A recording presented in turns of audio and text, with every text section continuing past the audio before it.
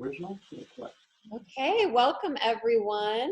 Welcome, welcome. We are so excited to all be here, and I know some of you are going to be popping on and popping off with the various things you're doing today. But we are so honored to have you joining us here today. Just a few housekeeping things. Please make sure that if you want to ask a question at the end of each section, you virtually raise your hand. So for those of you who don't know how to do that, you just go down to the center middle of your screen where it says participants. You click on that and it should bring up to your right the option to click raise hand. So when we get to the different question and answer sections, that's how you're going to ask questions, because the chat just goes by way too fast and we're going to miss your questions in the chat. So please just raise your virtual hand as we get there. And please also know that we are recording. So please only say and share things that you feel comfortable being shared with people who are going to purchase the replay later and watch it later. So just wanted to be transparent about that.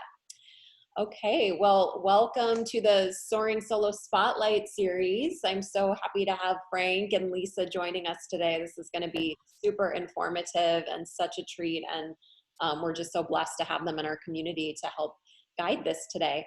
So we'll start out first with just introductions. Frank, Lisa, and I will introduce ourselves, and then we'll pop around and get to know you guys just quickly and see what everybody's on this call for and how we can be of service to you today. So I will start. For those of you who don't know me, my name is Jessica Lynn Johnson. I'm the founder and CEO of Soaring Solo, and that's a company dedicated to the direction and development of one-person plays.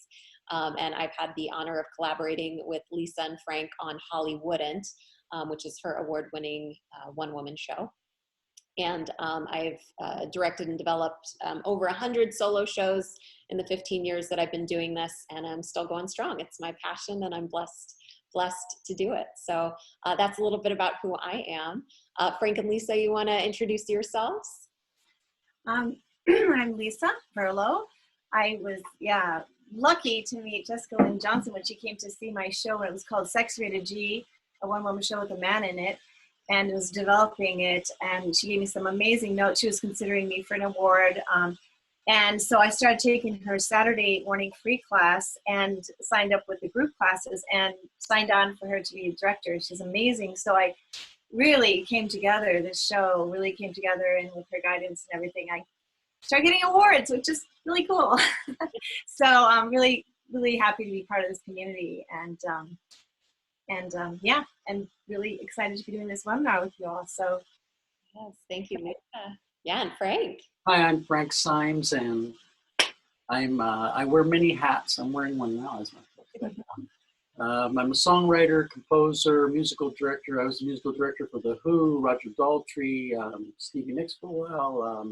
I played with Mick Jagger. I've written about 1,500 pieces of music for Paramount TV and a bunch of other productions. And I met Jessica through Lisa, and I had 3 wonderful lessons with her. It helped improve my show. A lot of people show, which is called the Big Strum Theory, which combines science, music, spirituality, and philosophy, and kind of amalgamates all that into the show that I do. I talk about my life, and anyway, it was a really successful show. A few shows I did at the White Fire Theater. I've done also shows at universities, and we wrote a musical called The Door, and we put it on, and so one of the viewers was in our musical. Suzanne Lukather here, yes. Anyway, so that's enough said about me, I think.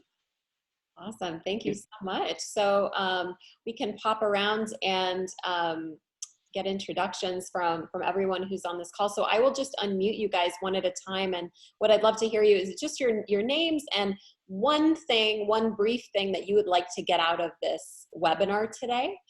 Just one thing you'd like to get out of it so that we know how to show up and serve you today. So Laura Gold. Hi Lisa, hi Jessica. Well, my name is Laura Gold, and one thing that I would like to get out of today is how to sort of weave music and story together to make it look seamless. Love it. Thank you, Laura. Adam Briggs, let me unmute you, sir. Let me do it so we're not both doing it at the same time. 1 second. Why is it not letting me? I figured it out. It says the host would like to unmute you. Then you have to click. Oh, interesting. Okay. Yeah. My name is Adam Briggs. I'm one of those people. I'm just gonna come here and I'll take whatever I can from it. I don't really know what I'm gonna get from it, but I will absolutely learn things that I will use later in life or in my show. So I'm just here for whatever. I love it. Open minds. That's great. Florence. Hi, my name is Florence LaRue, and like Adam, I would like to get whatever I can from here. However, I would like to learn how to start presenting my one-woman show again. I know I have to redo it because I've done it years ago successfully. Fear stopped me from continuing, so I'd like to work with Jessica and redo the show and start performing. I love it. Thank you, Florence. Suzanne. Hi. Hi there. Hi. Hi, Lisa. Hey, Frank. Hi, everybody. Suzanne, my vocal coach. Yes, welcome. Yeah. I think what I would like to learn today is how to translate an experience I had doing a mini one-woman show. It was 20-something minutes long, but it was all based on my story, but it intentionally was based on my story. And what I'd like to be able to understand is how I can tell a story that doesn't have to be my personal story, but I mean, I know it has to be related to my experience, but that I'm not, that would be relatable, a story that is relatable to an audience. I don't know if that makes any sense. Okay, great. Thank you, Suzanne. Okay, Sheila, we're just quickly popping around and saying one thing we'd like to get out of today. Sheila, you're, let me unmute you or select that I can, there you go, you're good. Good morning. One thing, what I think I really want to focus on today is enjoying this process and not being so focused on an end result. Like, how do I just have more delight in creating and not worrying about every word and seeing myself up there while I'm already just writing? And I think that would just enhance the whole quality of the experience for me. Thank you, Sheila. Jacob. Hi there. Hi, welcome. Hi, good to see you. I'm Jacob. I am doing a show for Fringe this fall. That is a play with music with multiple people in it. It's not just a one-person show. I call it a one-person show with friends. My dear friend, who Lisa, I think you know, Donia Oxford, is writing the music for my show. Yeah. We're collaborating on that together. So I'm just here to listen and learn and grasp whatever nuggets I can to put towards building my own project. I love it. Thank you, Jacob. John A., is that how I pronounce it? Yeah, that's it. I'm here. It's very similar to Adam and Florence. I'm here for whatever is here for me. I love the speakers you have here today and everything you've shown us so far in your isolation meditation courses. So I know this is just another thing that is for me in this time. Good. Thank you, Janae. Corey, let me unmute you. So we're just saying one thing we'd like to get out of today. Yeah, sure. So I am a big believer in how music can connect with an audience. We've done a couple of high-profile docs with Ron Howard at work, the Beatles 8 Days a Week, and more recently Pavarotti and now the Bee Gees. But how does it connect to a solo show on stage? That's what I'm really excited to hear about. Frank, I just got off the phone with Nigel Sinclair. He said he knows you well, and he says hi and gives you and Lisa a big hug. Good. Thank you. Thank you, Corey. Catherine. Hi, I'm Catherine Barnes. I wrote a one-woman musical show that I performed at some fringe festivals, and I'm just really interested to hear about the process of balancing what is sung versus what is said and shown in a musical show. Thank you. Beautiful. Thank you, Catherine. Mary. Oh, hi. So I'm Mary Gilliman. I had one show that I cut down for time in my first one-woman show, so I'm here just out of curiosity to learn more about music interweaving in the show. Great. Thank you, Mary. All right. Dagmar, welcome. Good to see you. You, Dagmar. Can you hear me? Yes, I can hear you. Okay, excellent. My name is Dagmar Stancova, and I did my first one-woman show, I guess the last Fringe, and I fell in love with it. And hi Lisa. Hi, it was an amazing and show. Amazing. Thank you. I did some singing in it, and I'm not a singer. So I guess for me today, I want to really just explode in giving myself permission to, whether I can sing or not, whether it's off key, on key, that I really love music and it's so powerful. And I want to be able to learn how to take pieces of my work and translate it in my next show into musical movement. I'm so passionate about it, and I watched some of your stuff, Lisa. It's amazing. So I'm really excited to be here. Thank you. You can sing. You could have fooled us. You can sing. It was beautiful. Thank you, Dagmar. And Charlie. Hi. Hi. Hi, Lisa. I saw your show at the Fringe, and I thought it was great. And I did my own show called And the Beat Goes On, and I did that at the Whitefire. And I do a lot of singing, and I have a 3-piece band, and my son actually helped me with writing the music. But anyway, I'm here because I thought your show was really good, and it was different than mine, but just to see what else, what I can learn, that maybe I should be doing more of or whatever. So I'm really excited to hear what everything's, we're going to talk about. Great. Thank you, Charlie. Soul Stories. What's your name? Victoria. Victoria, yes. Hi, Victoria. Hi, this is Victoria. I'm actually from Chicago, and I have a solo show called Brassy and Intrepid that does have music. And what I want to learn about today is how to incorporate music and multimedia in a way that you can set up and break down quickly for the Fringe festivals where you only have like 10 minutes. Mm-hmm. So technical stuff. Thank you, Victoria. All right, Halima. Hi. Hi, how you doing? I'm doing great. I'm excited about this webinar. We are so, too. Hello, Lisa and Frank. Hi. Hi.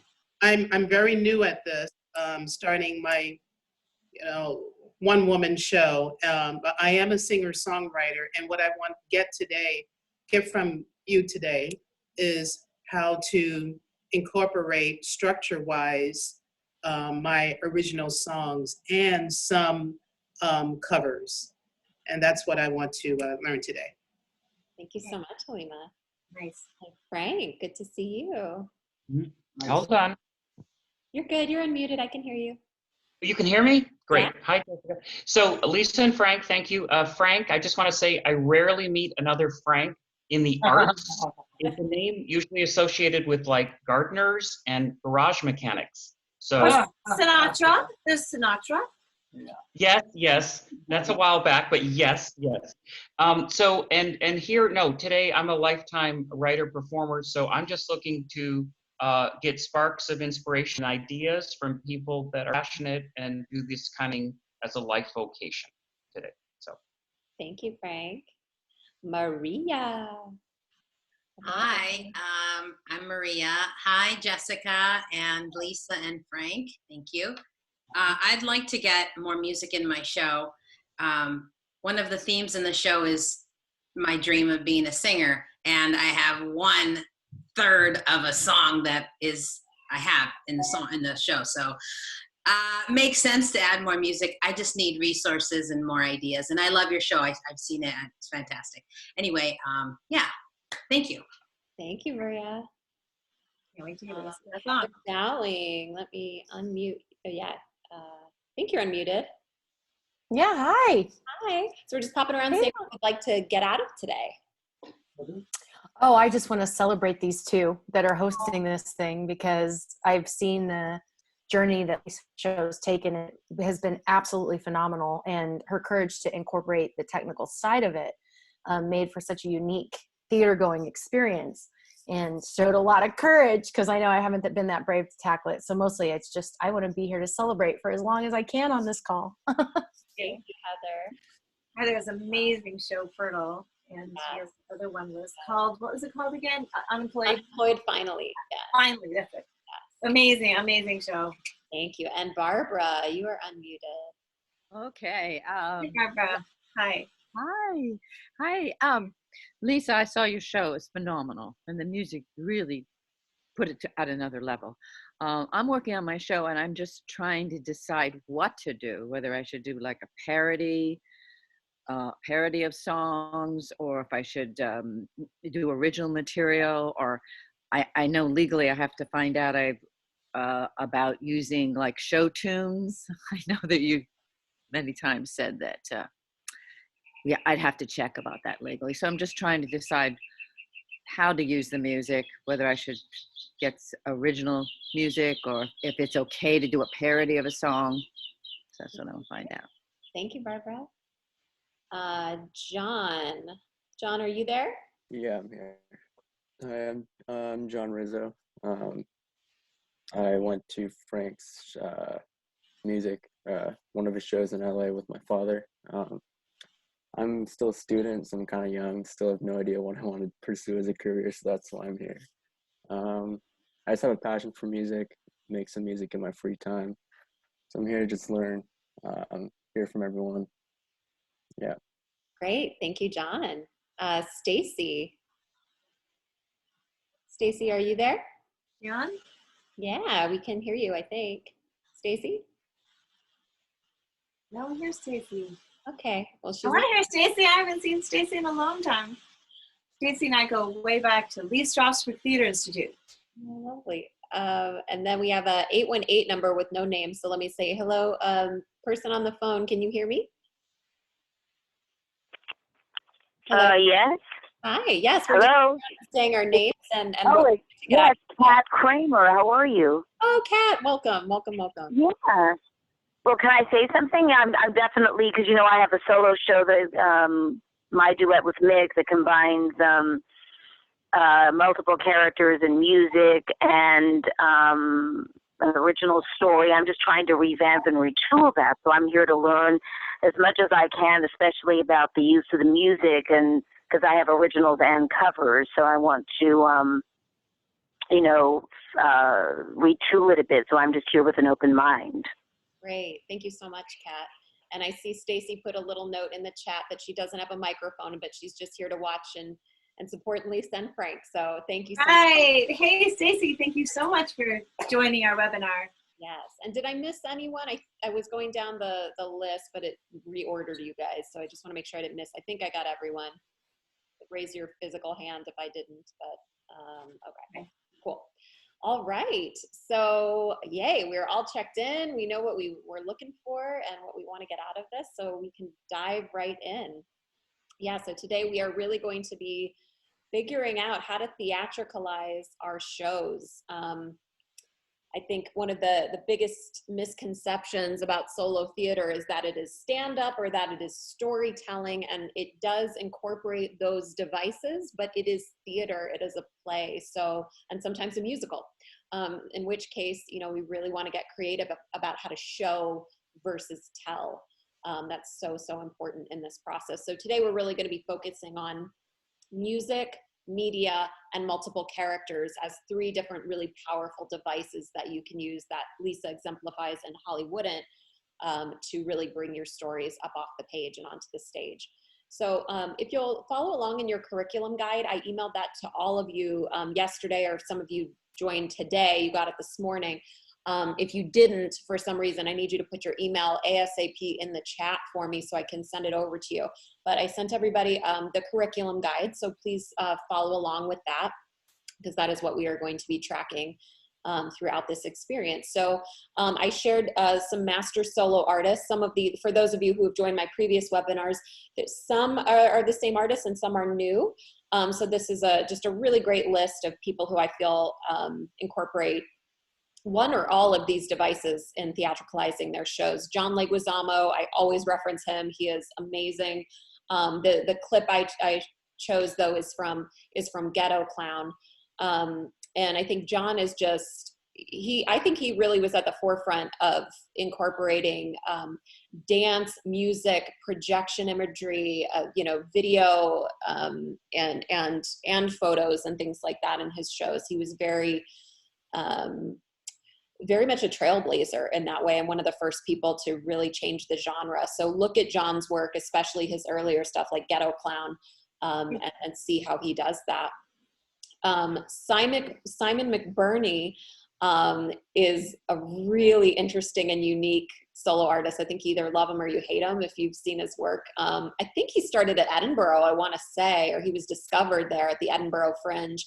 But I got to see him when he was in Los Angeles, and he does a lot with sound design and sound manipulation, and everybody in the audience has to wear headphones during his show so that you really feel like you're there with him on stage and you're in the environments he creates. So definitely click on all these various links, not now, but later, and make sure you're watching this stuff and educating yourself on what the different approaches to solo theater are. He was amazing. I did see him in Edinburgh, and it was unreal. Yeah. The sound was like here, and sound was over. Yeah, it was really.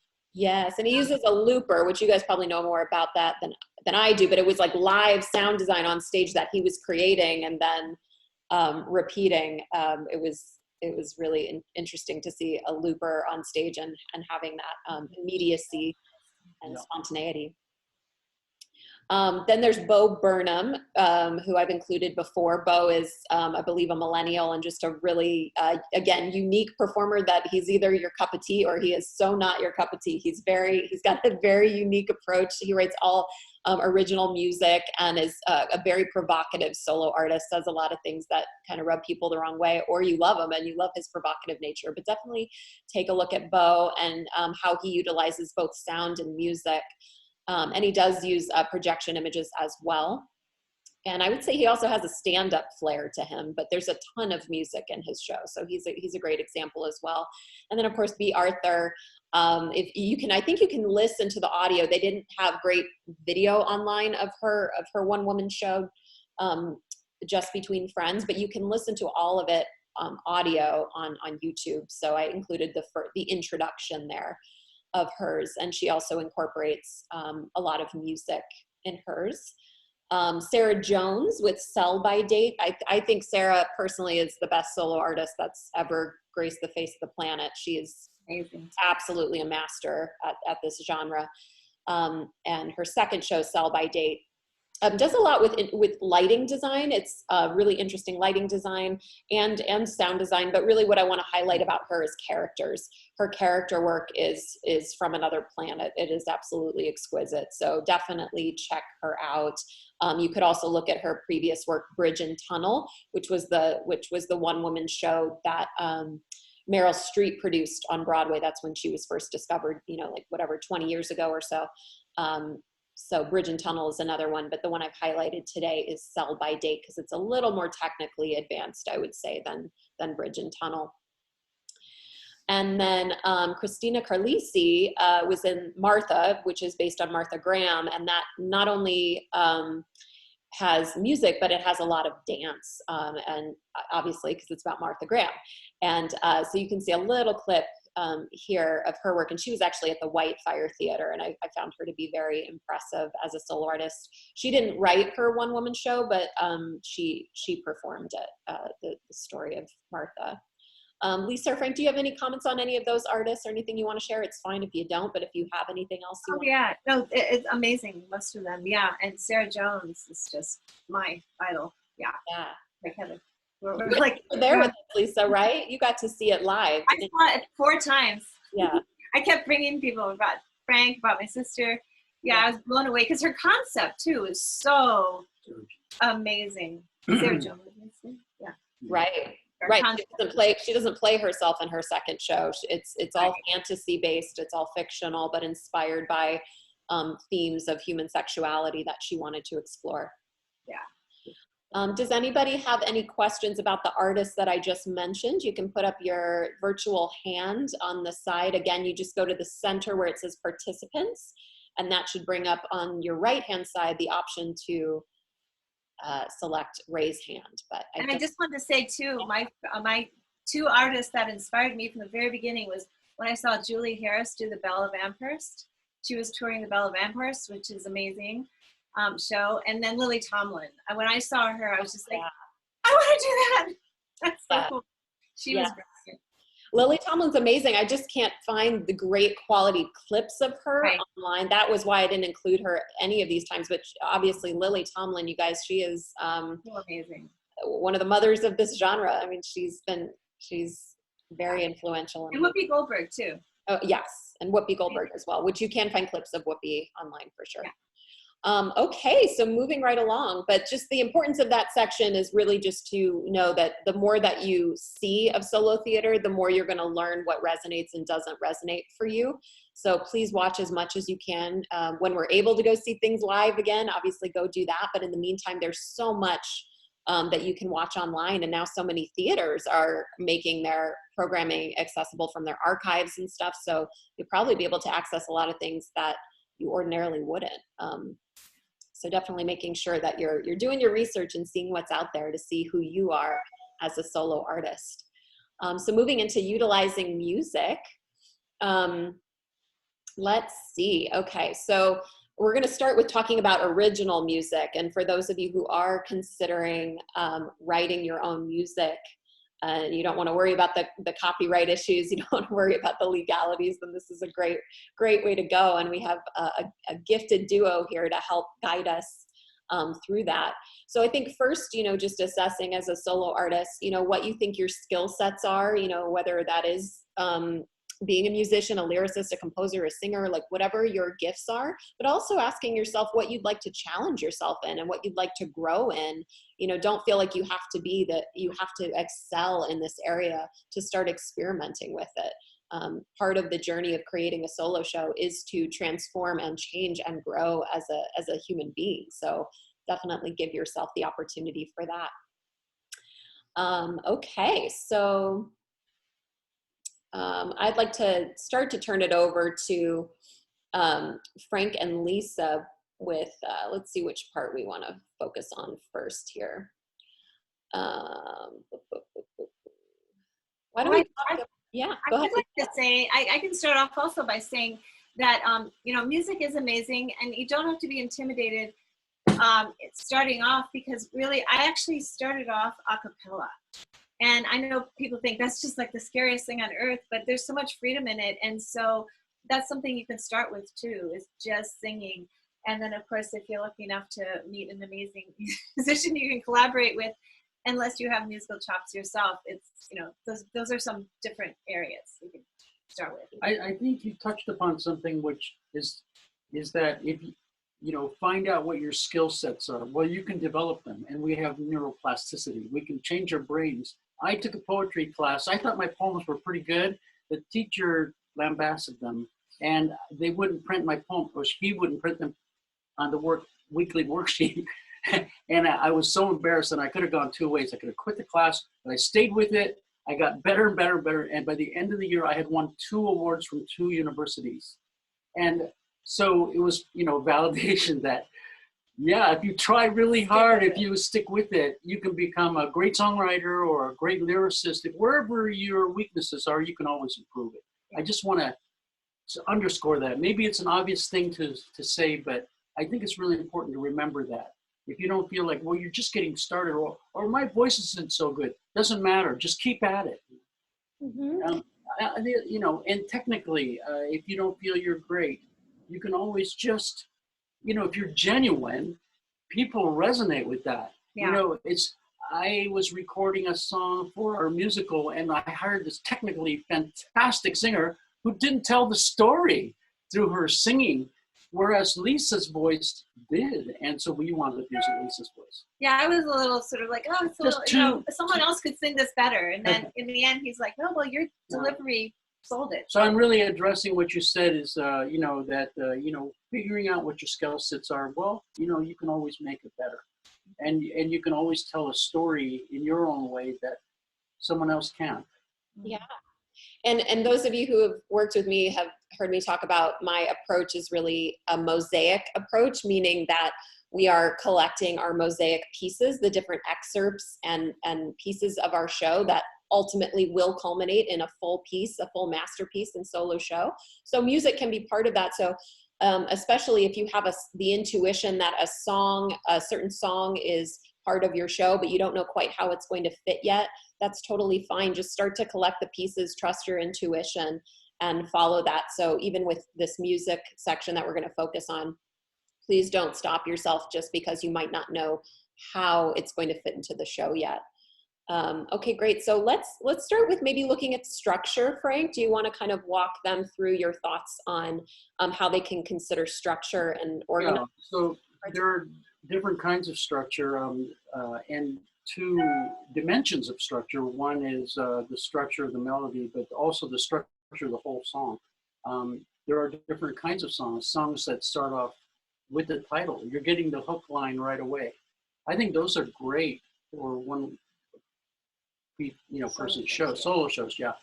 You say the hook line right away, you know, yesterday, you know, fly me to the moon, you know, so you get it right away. So I think, you know, being concise with your songs, whether it's original or you're doing a cover, do the portion of the song that really carries or advances the story, and get rid of the rest, edit out the rest. So take a 3-minute song or a 4-minute song and make it 25 seconds if you can.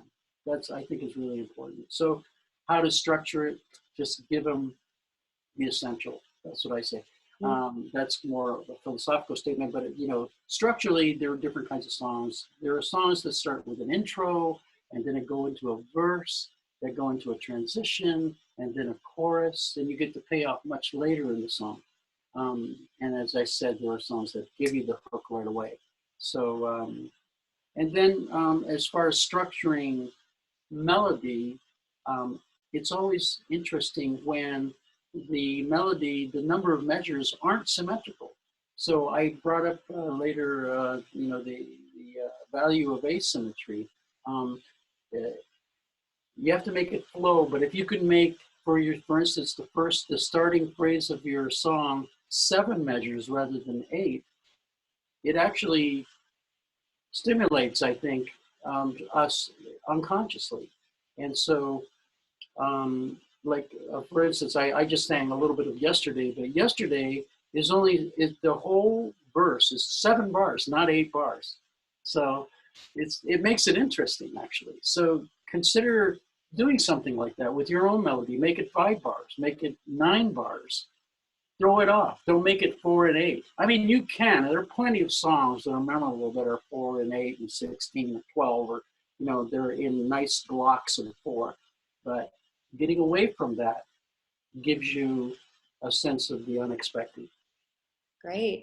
And I wanted to also echo, like, you know, some shows I've worked on that have music, like Lisa's, for instance, there's, I would say, almost in equal measure. We have songs complementing a lot of narration, scene work, multimedia, things like that. So it's in balance with all these other devices.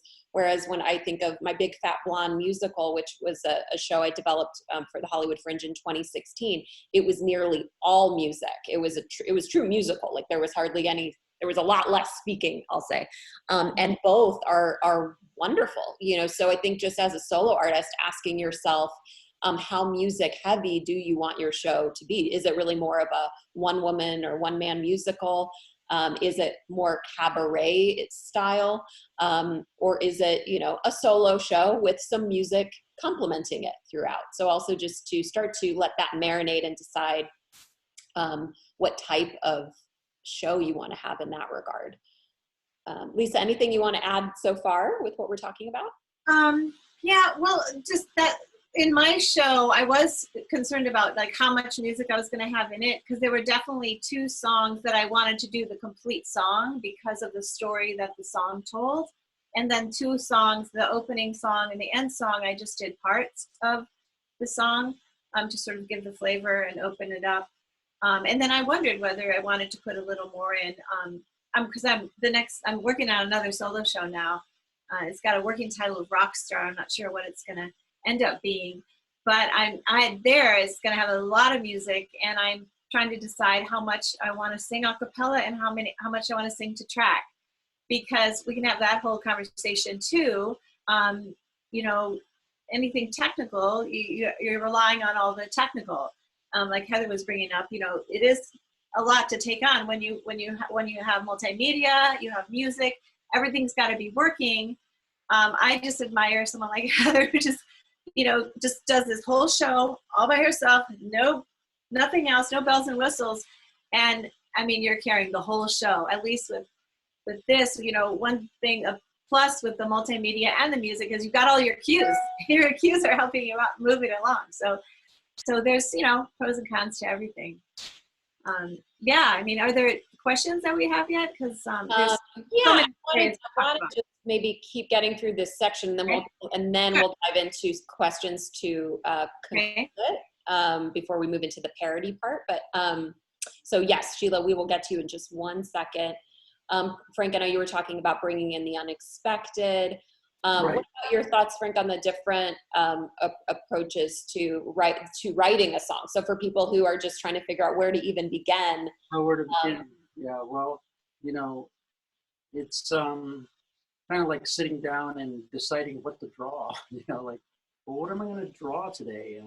A face, a landscape, a still life, who knows? And you want to think about what you want to say, of course. You have a story to tell, and you just reach down and be true to your story, and then figure out some original way of realizing it. So come up with a title that's got some kind of flair. I always think the title is so important. So, you know, whatever it is, it could be one word, you know, tomorrow. I mean, it's already got a built-in melody to it. That was just, it has a natural, what's called prosody in poetry. It's tomorrow. That's the way you say it. Tomorrow, you know, or tomorrow. You could, I guess, change the melody a little bit to suit it, but coming up with a title and saying something about it, and then somewhere in the song you want to rise to a climax. Like if it's 25 seconds long, you want to somehow develop it into a quick climax in a resolution. That's what we want. So in 25 seconds, you got to tell another story, a story within a story. Mm-hmm. Anyway, all that sounds kind of abstract. I don't know if you want me to get into the nitty gritty of stuff. Yeah, well, I know you had talked about like, so you talked about maybe starting with a title or approaching it with lyrics or the melody or the chord change, just looking at notes. Okay, I can elaborate on that. Well, then, and also with, that's where there's some little musical tricks, and one of them is, a lot of times if you have a song you really like, you say you're really trying to, you really want to write a song, and you're kind of not sure where to start. You can take a song you really love, and you write new words to it. And this is Simon, actually a manager worked with me a while ago, and he had me do like five of these, and well, then more. But you take these songs, you write lyrics, and that just kind of, who knows where that comes from, right? And then you take the lyrics, and if you write enough of them, it kind of jumbles up, because if you're just doing one, then you're really stuck on what that song was. But then you look at the lyrics later, and you just come up with a new melody. now I know I'm just kind of being flippant, oh, just come up with a new melody. But then you take those words and experiment with it. And then you have a whole new song. That you can call your own. And you don't have to worry about copyright infringement, even though. But you got the structure. So it helped you, the structure was there when you were emulating the other song or, doing those lyrics. Right. Yeah. Then you can change the chords, change the lyrics, and then it transforms into your own piece. So that it's a very clever trick to use to create songs of your own, just to start. If you can't start with a blank canvas, that's a really great way to use another song as a template, and then alter it enough so that you can call it your own. And what about poetry? You had talked about prosody earlier, and just so maybe some people are, I hear it with my solo artists all the time, who just are very proficient actually at writing with heightened language, poetic language. So can you tell me more about that being an influence maybe? Oh yeah, there's good prosody and there's bad prosody in poetry and in lyrics. Basically, it's about meter and stress and intonation. Which words do you want to emphasize? Which syllables do you want to, is it the you or is it the true? In a line of lyrics. It can change the meaning of the song by emphasizing the wrong word. Just as it is the case in conversation, am I the one? Am I the one? Am I the one? So, every time you emphasize a different word in a sentence, it alters it in conversation, but also in speech, but also especially in music. And so the trap you can get into is, oh, I love that melody so much, I'm going to sing the words I wrote, no matter what it's emphasizing. But that's the wrong approach. I say alter the melody to accommodate the lyrics, accommodate the meaning of the lyrics. What is the emphasis? Put the accents on the right words and syllables. So that's very important. And tell me more about audibility, what you meant by that. You were talking about, lyrics containing words that are comprehensible, audible, those. Right. You don't want to use, words that are, too complicated, $10 words, you don't want to use words like really emotionary or something, unless it's a funny use of the word. If you use a really complicated word in a comedic context, it can work. Or suppose the song is full of words that nobody understands. Super califragilistic. I mean, that would be funny too, in its own way, but commonly you want to use the simplest terms possible. Great. Oh, there you go. And tell me, so these are, I'm learning so much about all this vernacular in the musical world, but where you talk about triads and minor chords and harmonies and major and minor. Explain about that a little bit. So typically a happy song is in the major chord, like this is a major chord, that's a major chord. La, la, la, la, la, la, la. That's a happy song, right? But then that's a minor chord, and it's the sad one.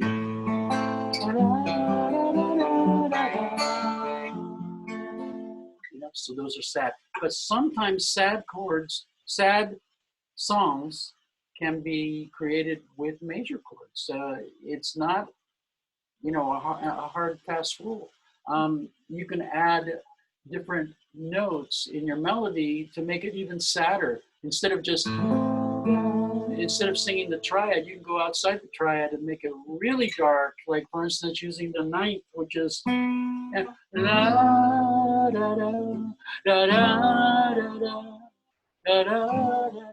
you see what I mean? It makes it even sound darker.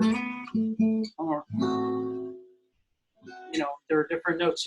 Every note of the scale, there's no rule in music. I mean, it's great to learn the rules, but then it's great to break them once you learn the rules. Right. So, learning a little bit of theory goes a long way. And as soon as you learn it, you can start breaking the rules. Great. Yeah, I love what you had also talked about with lyrics. Do they say what you want them to say? Is it direct? Is it awkwardly arranged? And that kind of brings me into another concept I talk about a lot, is the universal and the unique. And if we are too unique in anything in our solo shows, but specifically in this case in music, if our lyrics are so unique that people cannot find an access point and it's too abstract and they don't know what you're talking about, it keeps them on the outside of your story. So I think where is the universal, the invitation in with your lyrics so that people can find the humanity in your story, so that you balance it out. So yeah, using maybe unique words that are in your world that grab people's attention, but having enough of that universal access point that people stay with you and they don't tune out because they just have no idea what you're talking about, or they think, wow, that sounded really pretty, but it didn't further the plot of the story at all. I don't even know what we're talking about anymore. It's too abstract. So yeah. So familiar. You're addressing the familiar. You want to give the audience something mostly familiar, and it doesn't take much of a twist to make it original. It just takes one little twist. But I think it is important to put that original twist in there somehow. Yeah. Lyrically or melodically, structurally, it can be all three or more. So I also want to bring up, so I'm really into improvisational experimentation. And an exercise, challenge yourself, is you take your script and you just sing the whole thing. Because actually I do that when I memorize lines. I'll do them in different accents, I'll do them singing, I'll do it however, but if you can just give yourself the freedom and say, okay, I can start now, I'm going to read through my script and I'm going to sing the whole thing. Just make it up off the top of your head. It's really interesting. Record it, of course, because you might come up with a gem and you might end up with an opera, right? But that's where you can find you'll find the sentences or the words that beg to be sung. And that comes from, just like a painter would throw things on a wall, throw things on a canvas. That's where you have to kind of give yourself that permission to play. And that's where it's just fun. I mean, unless you consider it torturing yourself doing it, but even that you can find the artistry in it. So I just want to throw that out there too. Love that, Lisa. That is improvisation. That's so playful. What a great exercise. I think people should do, even if they don't want to have music in their shows, I think that's just a great rehearsal thing to do anyway. It's a great memorization because music, I mean, it really does, it goes deep in the mind and the body. And when you can become musical and just give over to that, it's powerful. Anything about the chords being consonant, dissonant? Do you want to cover that in any more length? Yeah, best thing to do is to demonstrate dissonance and consonants. Let's take a song we're all pretty familiar with. Moon River. So that well, that's not in the chord, so that's a little dissonance. So, but even it gets more dissonant here. That's not in the chord, that note. So that note, right? So those dissonant notes pull at the heartstrings. There's no question about it. When you give them a little dissonance and then you land on some consonants. So landing on consonants, that's a complex way of saying landing on one of the notes in the triad being a chord. So it's one of these notes. So it starts on the fifth. That's hitting an 11 or a fourth against this minor chord.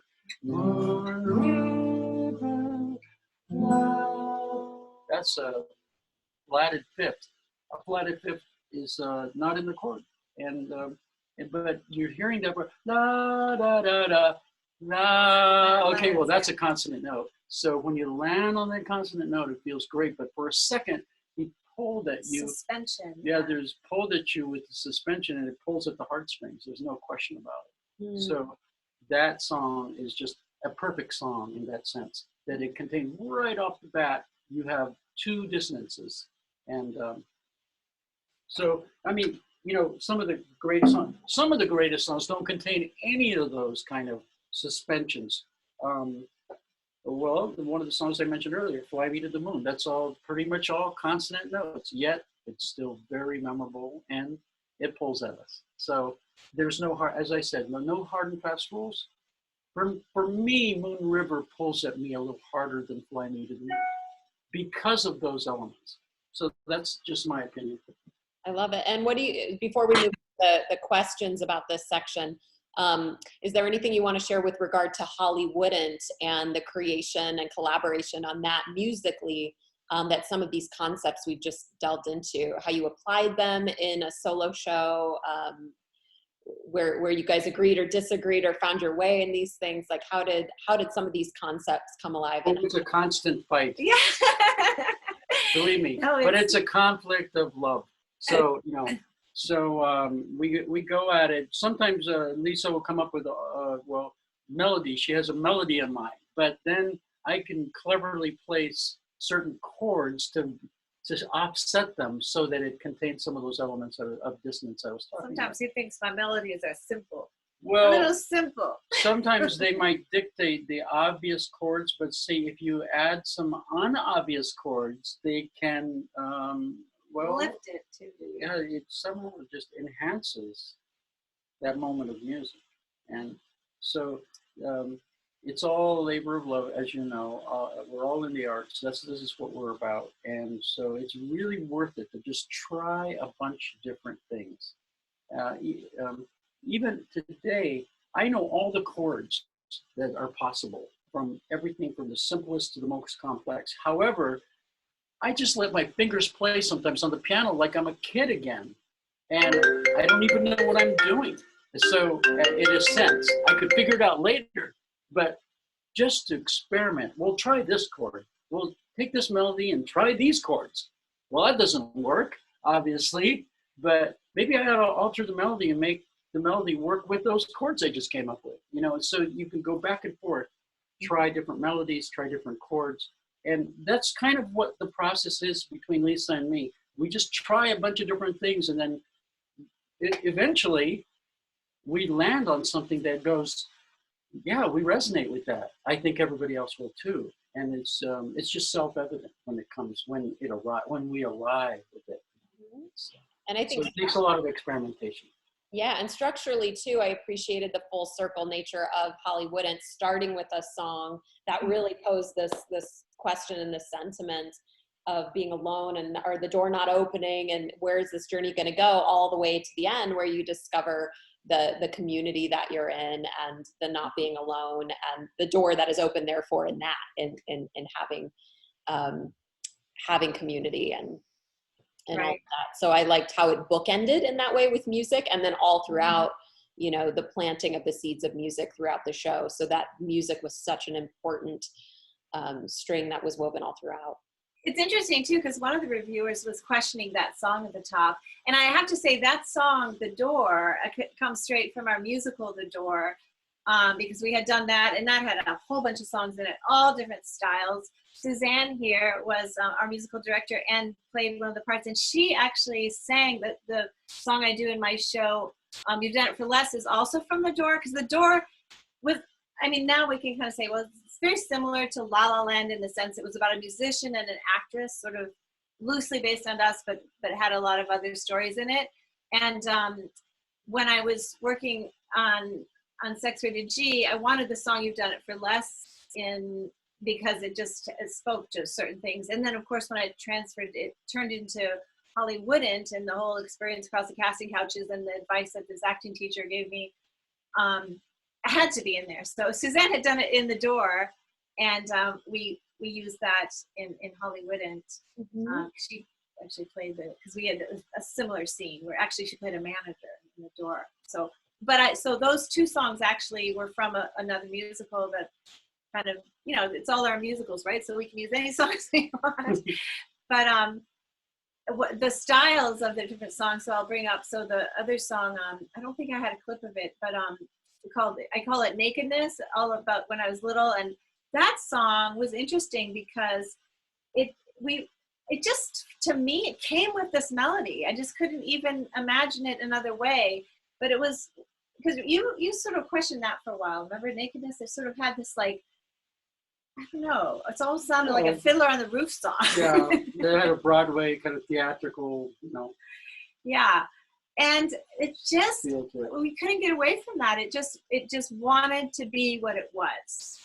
And so that's it. And of course, you know, we could be creative and stretch it and turn it into something else, but Yeah, we modulated it, and we, which means changing the keys, you know, as you would in theater, to give emphasis to different parts of the song, but also, you know, and all the accompaniment, we have clarinet, English horn, all these different instruments in there, piano, voice. But it's actually, the effect is simple. There's a lot of complexity. That's the thing with music, I think. You can have a lot of complexity, but the effect has to be simple. Yeah. Well, let's start jumping into questions for this section about original music. So guys, again, we're just looking at questions about this original music section, because we'll probably cover your other questions as we go along. So let's start with Sheila. Let me unmute you. Sheila, what is your question? I'm not sure if it's relevant based on original music. First of all, I feel like I'm on an episode of The Voice right now with this coaching. It's fantastic.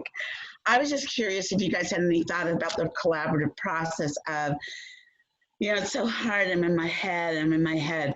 What are your thoughts of like bringing in a sound designer to help with these selections at this point? Or is that something way later with Chad? We're gonna actually get into all the team stuff later. We have a whole section about creative team, but if you want to briefly mention something about that, Lisa, I just don't want to spend too much time. Well, I just like to mention on the collaboration, and we'll talk about team later, but I really believe, and that's why Frank and I both agree on this, is that, I mean, I can do my music on my own, he can do his music, and sure, we can come up with great things on our own, but there is really no magic like collaborating, because you get the best of both worlds, or three, if you're collaborating three.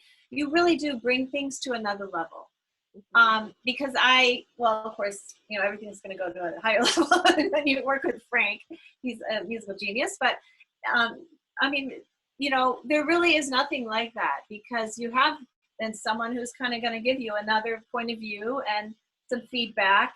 And if you can really get past the egos, because we both have had experience with egos in the past. With each other. Yeah, with each other, and others who we've tried to work with. And, you know, so when the egos get into play, it's hard. And you just have to move on to someone who's going to put the ego aside and go, let's figure out what's best for the song, what's best for the show, what's best for the performance.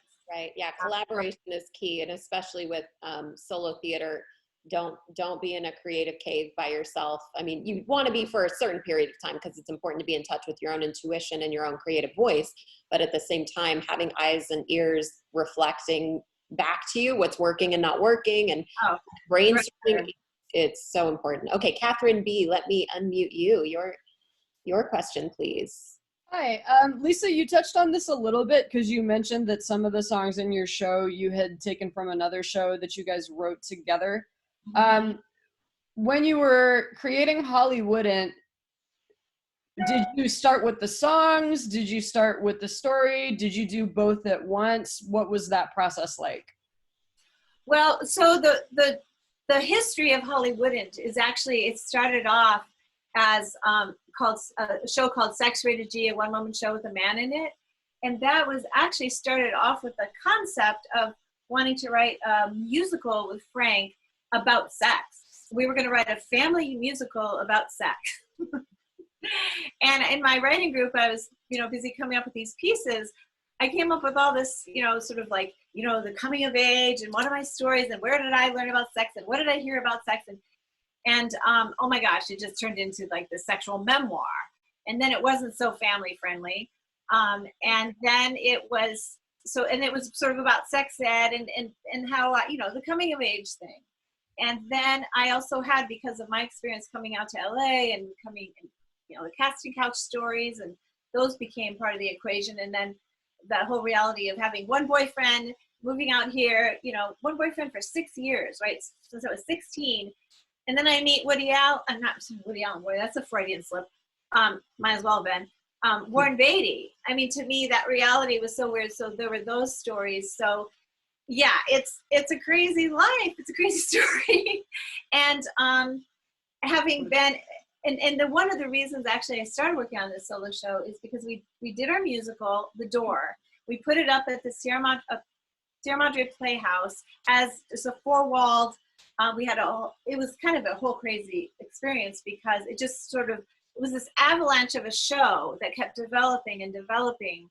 And we got all these people attached, and we had a full cast, and then we had someone who came on as choreographer who had the costumes. So we ended up with this full production. You probably saw the trailer. It was in the link, I think, to the show. So it was full production. And then Frank went on tour with The Who.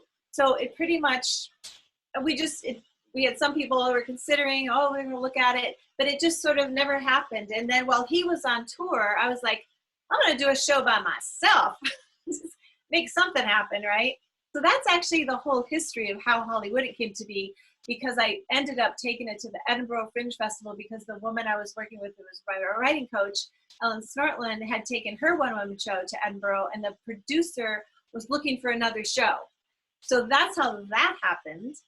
And then I came back exhausted after doing 25 shows in a row and did not sign up for the next Hollywood Fringe because I was just like, okay, I got to rest from this.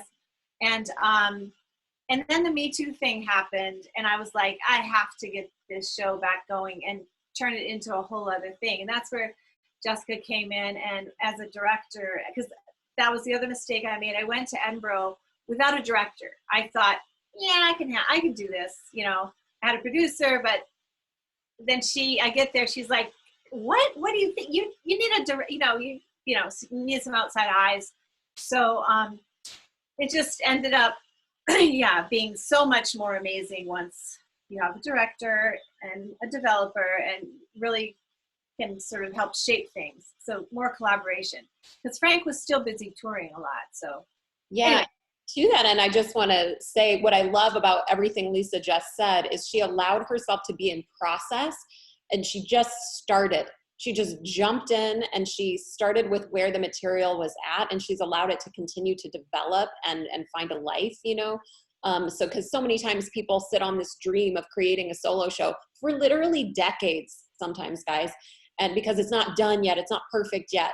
And it's like, just jump in and start. And it's going to change because you're changing, or society is changing. Like Lisa said, the Me Too movement was huge in recontextualizing and reconfiguring the show. So wherever you start, just begin, get in the journey, because it's going to change naturally anyway. And I see Suzanne, your hand is up as well. Let me unmute you. I think Sheila kind of answered the question. I was curious to know if in developing ideas and the music that comes from it, is it the lyric that comes first or the music? Okay, so sometimes the lyrics comes first. Sometimes it's the title. The title dictates what follows. Often Lisa, who's a fantastic lyricist, will come up with the lyrics, and the lyrics just sort of will give you the path to creating the melody. The lyrics will have, as you said, if you just read the text, it's going to have a certain melody. So yes, that's one way of writing music, to write the lyrics first, or writing a title first. Another way is to just come up with a chord change. You just come up with a chord change that you like. There's a whole, there's a comedy team that makes fun of this chord change.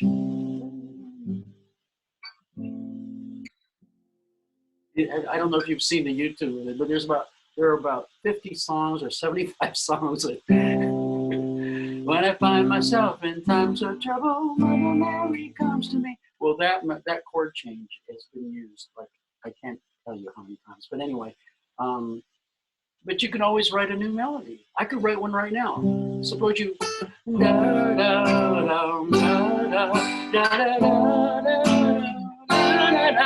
okay, I just wrote that, but anyway, so that's the same chord change as Let It Be, and I could write a song to that. Anyone could. Go ahead. So anyway, the other way to write is to write the melody, just the melody. Suppose a really nice melody will create a world unto itself. And so you just,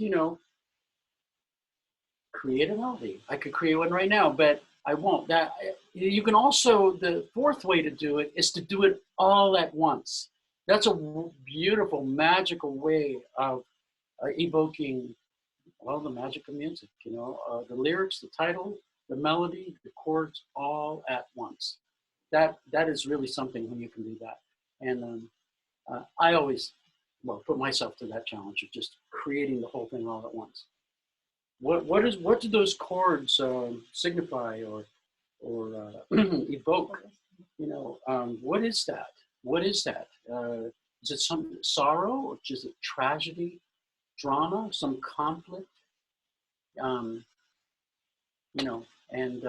Sometimes it all comes at once.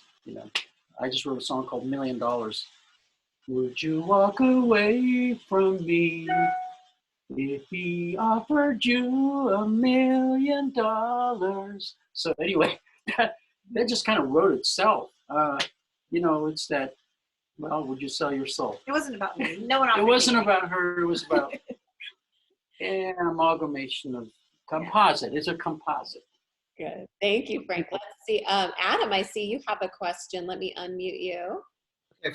First question is, can we email you later to ask you follow-up questions? At the end of the document, there's contact information for everyone. So yeah, please. Perfect. And we're going to be doing a bonus too. We're going to be doing a bonus workshop tomorrow from 4 to 6 if anybody can make it, and we'll record that one too. So whoever is, join this can do that. Yeah, so we can delve further into the, I can get into further detail about everything I'm talking about musically. Perfect.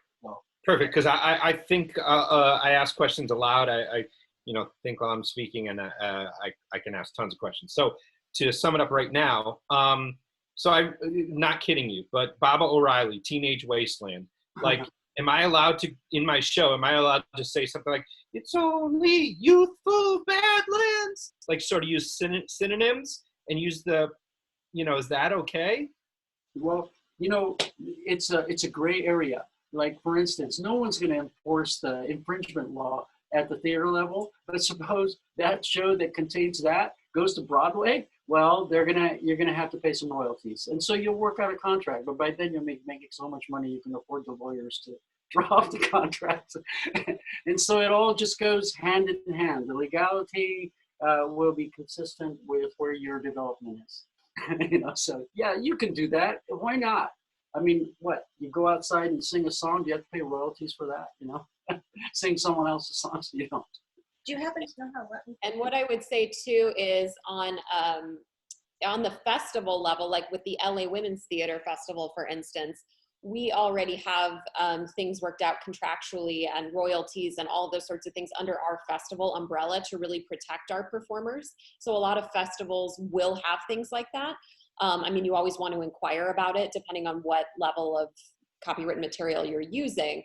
And also I included in your curriculum a link to the California Lawyers for the Arts website, so which work on a sliding scale, and that they're a phenomenal resource. They do a lot of workshops, some are free or very inexpensive, where you can ask those sorts of questions so you really feel like as you're, like Frank said, you're rising to every level of this, because we want to think abundantly and hope for Broadway success and hope for touring success, that you can have, an entertainment lawyer that maybe could assist you with getting that legal feedback. Adam, you had another part to your question?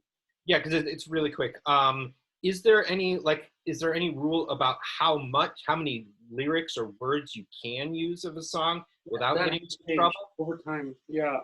I think it used to be you can copy up to three measures of music and not be accused of plagiarism. But I think now it's more two. And then sometimes people will take you to court for the song because it's derivative, that it's not necessarily exactly precisely what someone else wrote, but it follows something very closely. Actually, someone stole one of my songs and I could have sued in a big way, but I wasn't able to at the time. But it's ruthless anyway, business. so yeah, there's so many different, but you can, I think the legal thing is you can copy up to 2 bars, two measures, and so that's probably slightly different from the question you're asking. Your question is not about plagiarism. It's about, can I sing this without exposure to,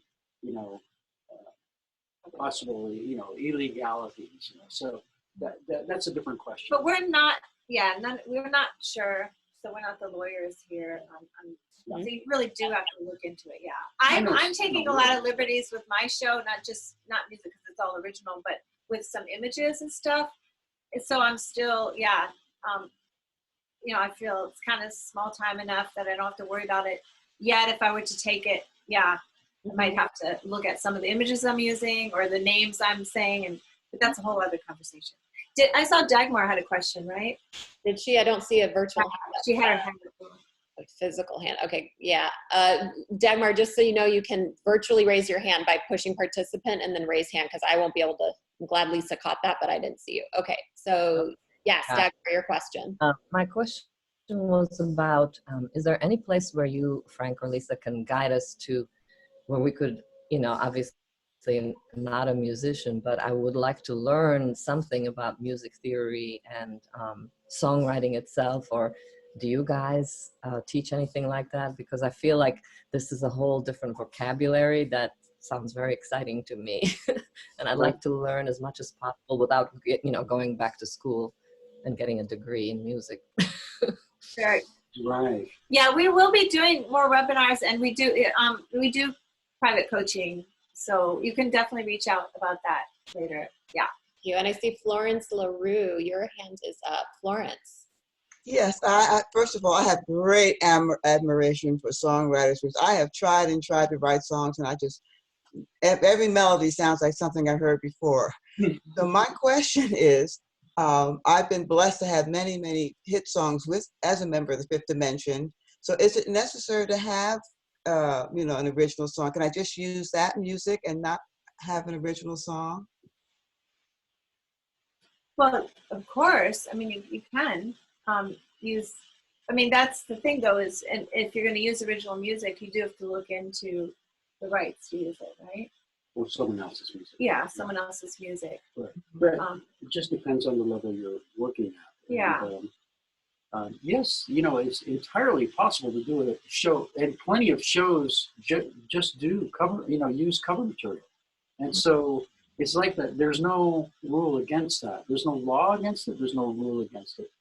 And so, like you just were a musical director with the guy who was doing the Keith Moon show, right? Keith Moon show. And you went in, and you want to talk about that a little bit, or?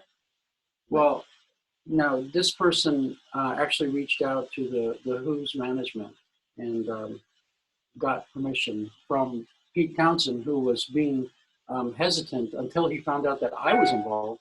And because Pete and I worked together, he said, "Oh, if Frank's working with this guy, then of course he can use my music." And so he smoothed the way. I helped smooth the way. We did have to get permission from Pete Townsend. He had to, and I just sort of lubricated the way. But it was a show, about Keith Moon. He did it, The Real Me, right?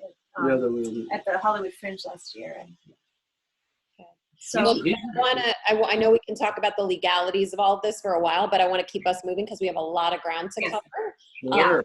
Thank you for those fabulous questions, and Frank and Lisa, your thoughts on that. So just to briefly touch on, so especially it's right in the ballpark of what we're talking about, parody, and kind of what Lisa was alluding to earlier about, and Frank was alluding to with the clever trick of taking an existing song and changing the lyrics and altering it just enough. I've had several shows that do that and work in parody. I think Charlie, who's on the call with The Beat Goes On, and The Beat Goes On, her solo show, there is a lot of parody that she does in her show. And then I've also, I have clients who are working to develop shows that include a lot of parody. And I think there probably is a lot more freedom, and you can probably get away with a lot more in that sense. With using parodies, and not even just to get away from the legal conversation, but the creative conversation of that, bringing in that element of of surprise and the unexpected that Frank was talking about earlier, parody really allows you to do that too, because it's something that we're all familiar with, but then all of a sudden we have these new lyrics and we're paying even closer attention to how you're moving your story forward with music, because we are being surprised and impressed by the change in lyrics and the new story that's being told through this familiar song that we all know. So I think parody can be hugely successful. It's a great device to use. Do you guys have any thoughts on that, Lisa or Frank? Well, I just want to say, I mean, I think you can just really cut your teeth on parody as a lyricist on parody. When I think about it, I mean, I grew up writing parodies for fun, and my cousins and everything, we all kind of encouraged it, because what we would like take the music from Jesus Christ Superstar and then write songs about our relatives, and then put on, you know, during like 4th of July, put it on these like little shows, and it's all about grandma and the cousins, but the music, you know, from West Side Story. And so I mean, I grew up doing that.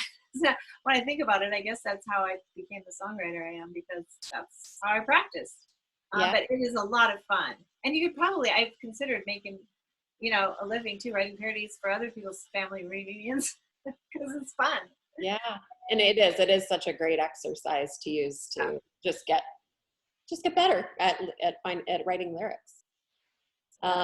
It's a great exercise. No, I agree. It's a great exercise in writing lyrics, because you're using someone else's prosody, what's working stress-wise in the meter against the meter of the measures, and so it's a challenge for you to come up with words that have the same stress, and it's a great exercise. And you learn from the best, because these are all amazing shows. Yeah. Yeah. So okay. So now looking at dance. So obviously that you can use music and not be singing to it, but using it in other ways. And so I think for those of you who are either skilled dancers or good movers, you know, good in your body, or just want to be in your body for your show, dance can be such a powerful device to use to theatricalize your shows. What comes to mind is Lynn, who's in the Soaring solo community, does tapping her way to the nut house, and she uses tap dancing all throughout, and it's her look at being in a mental hospital when in her teen years, and there's some things that are just so heightened that sometimes words don't express it. So being in her body and tap dancing these different moments of being in this mental hospital was really beautifully conveyed with tap. Everything from joy she felt to the complete fear and trepidation that she felt was conveyed in dance. Or I think of another client, Forgetting Not Forgotten, her Petal Diavril, her show, Forgetting Not Forgotten, where she's caretaking for her mother with Alzheimer's.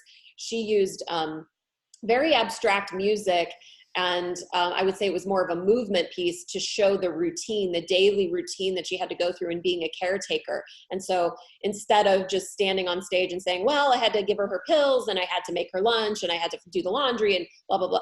Instead of telling us all of that, she showed us the physical exhaustion through using this repetition of sound and music and movement on stage to more abstractly and creatively give us a day in the life of being a caretaker. So that while that's not quite dance, it is movement infused and informed, and music and sound design was really amazing to move the story forward in that kind of a way. Anything you want to say about that, Lisa, especially with choreography and the type of music in your show? Yeah, I do. I actually hired an amazing choreographer through Suzanne, because I was working with Suzanne as a vocal coach. And I actually want to ask another thing of Suzanne in a minute, but she put me in touch with Ron Dennis, he actually was in Chorus Line. He originated the role of Richie. Thought he might have been on here today, but he's not. But I hired him because I'm trained in dance, but I do not consider myself a dancer, because I just, you know, there's some moves the rhythm thing, I don't know. But I knew that I was doing some singing, and I wanted to be more fluid on stage. So I hired him, and he came up with some amazing choreography for me. And it's not just for the dance scenes. I mean, you can choreograph. He helped me choreograph the scenes where I act out the whole thing with War Baby, which is kind of crazy. He helped choreograph that. So the angles, you know, an outside look. Like I say, you need a director, developer, choreographer, vocal coach, because you really need those outside ears and eyes.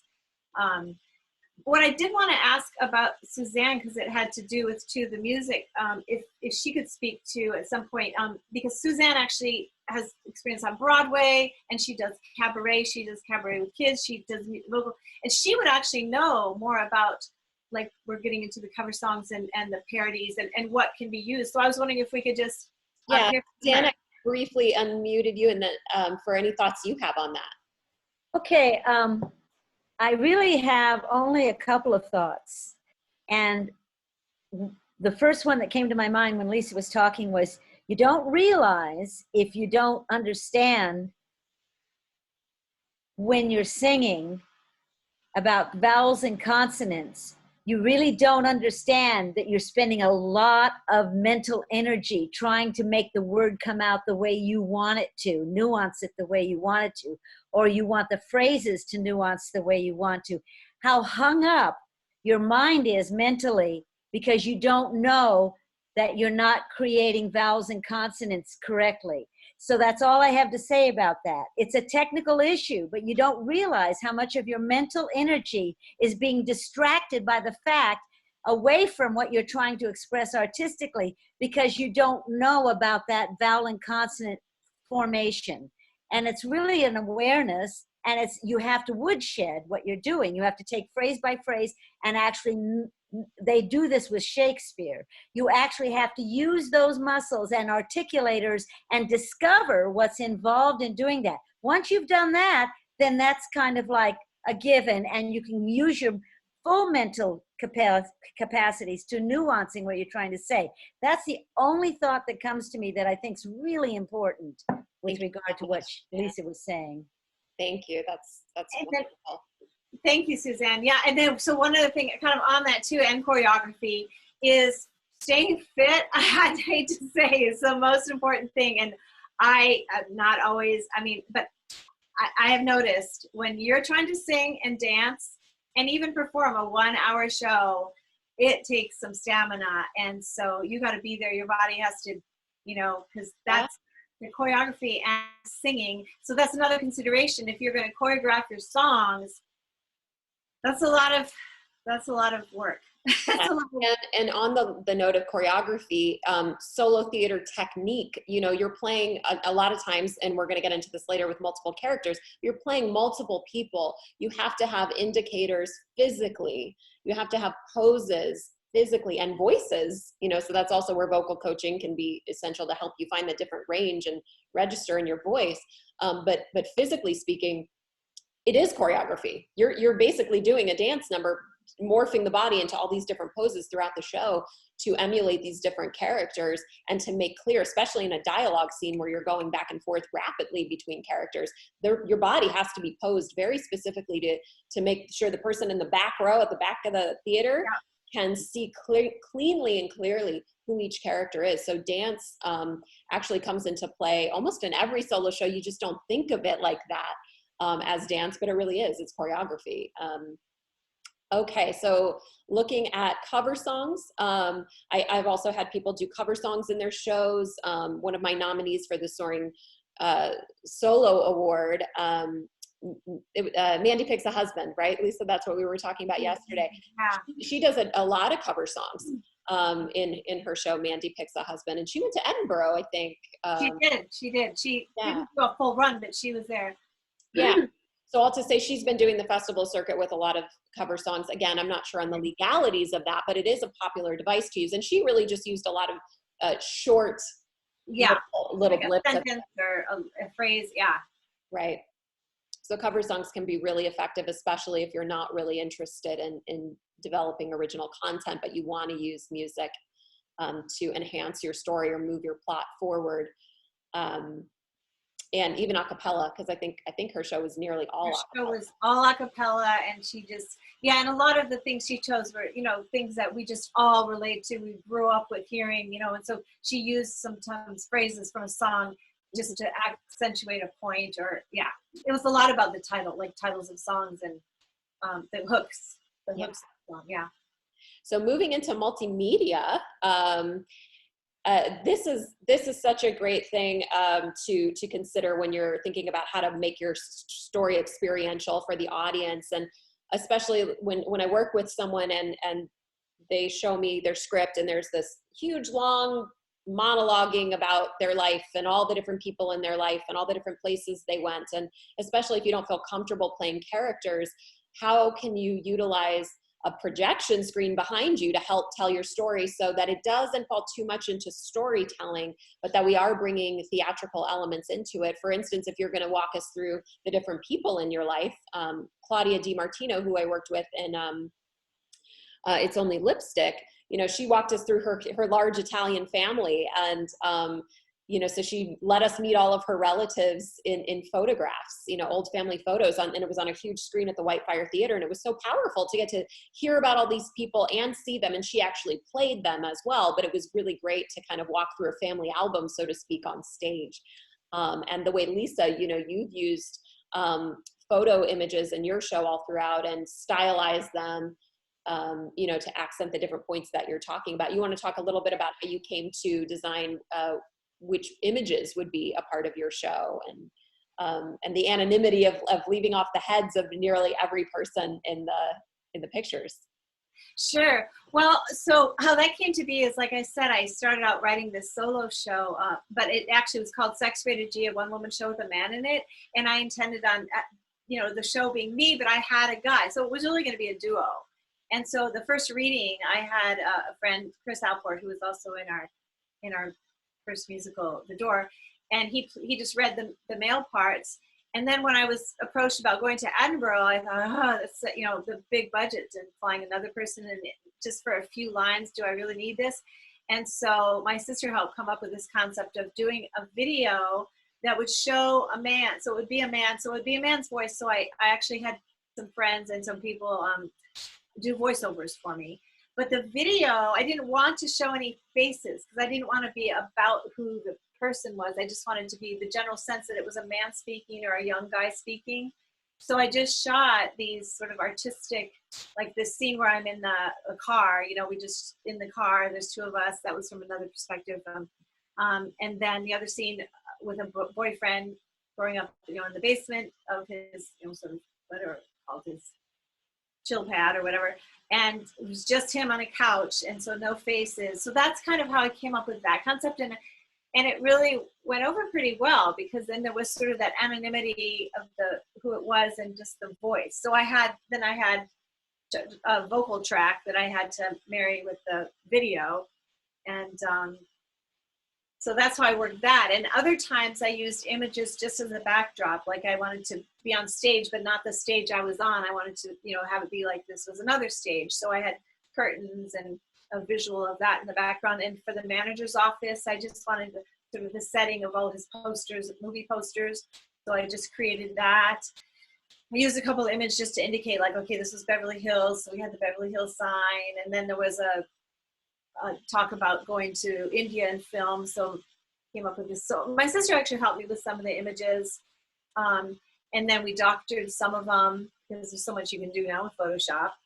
But I had a lot of fun because I really did use it in a lot of different ways. There was a picture of my mom, which I don't know that she would really want that picture.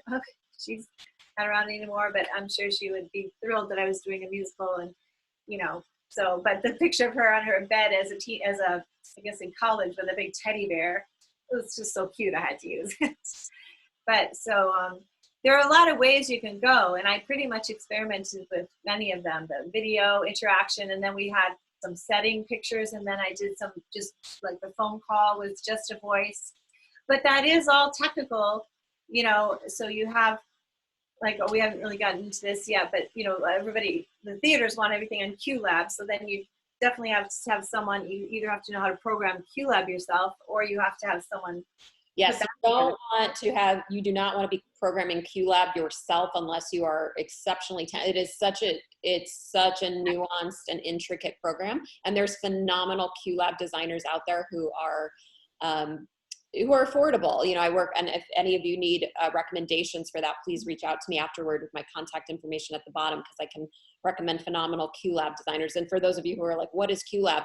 QLab is it is the program that most professional theaters use now to run sound and to run projections. And some of them will also run their lights from it, but a lot of times the lighting board is older than the QLab design, so they don't always go together, but you can run lights from QLab as well. So it's just the program that most theaters are using now. And essentially you just send over your different files, you know, your MP3s, your video files, whatever you have, your JPEGs, and your QLab designer is going to plug it in the order of your show.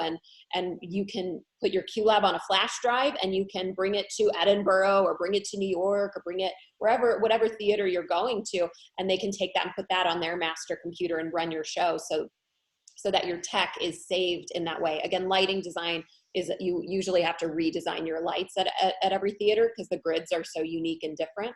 But as far as sound design, projection, you know, and videos and pictures and things like that, your QLab is awesome. And I know Lisa and I talked about yesterday, and Frank, about how she also has used Keynote, and not when she's going to the theaters, but as at home, for her to visually, as an artist, really see what her show is looking like with these media components in it, and to be able to practice and rehearse her show while kind of running her own Keynote, so that she's able to see these visuals too and get really acquainted with the technical components of her show, which I think is so brilliant, because otherwise you show up at your tech rehearsal and it kind of feels foreign. It's like, oh, well, I had this concept in my head of these photos and these videos, but I've never interacted with it before. And then then there's that whole learning curve. So having a program like Keynote, you know, is great too. I mean, you can rent QLab for the day. I think it's like $7 or something like that. Also, but if Keynote, you know, it sounds like Keynote is a great way to go. Lisa, did you want to speak any more to that? Well, I did. Yeah, you covered a lot of it, but I did want to mention what I really encourage people to check out Keynote, because it's, you know, it's like PowerPoint, but it's the more advanced version, because it incorporates video. You can put in sound bites. You can put in anything, and it's really easy to use on an iPad. And you pretty much pull all the pieces, like your whole mosaic concept, Jessica, where you find your pieces that you want to use. You can reorder them, so it's really user friendly. But what I want to encourage people to use this for is really for developing their show and experimenting, because it's actually it's the canvas to, you know, it's another canvas besides the stage that you can really start fleshing out your show. So it's inspiring. To me, it's exciting. So you think of some images and you stick it on there, and then you just kind of, you know, move through it. And then of course I do use it for rehearsal, because when I in my show, I actually dialogue with the video. So I have to memorize the timing of the video. So it's like a conversation. And if I flub up, it's pretty obvious because the video or the conversation keeps going. So you want to rehearse with that, but then I get to push my button and have my song play and practice that, and then the push, you know, go to the next screen, and it's the next interchange. So it's really a great tool. I would just encourage everyone to check it out, because it's a fun tool. It's inspiring, and you can start getting your visuals up there, and that motivates you. And so it's just an exciting. And then we put Frank's show on it too, to help him with.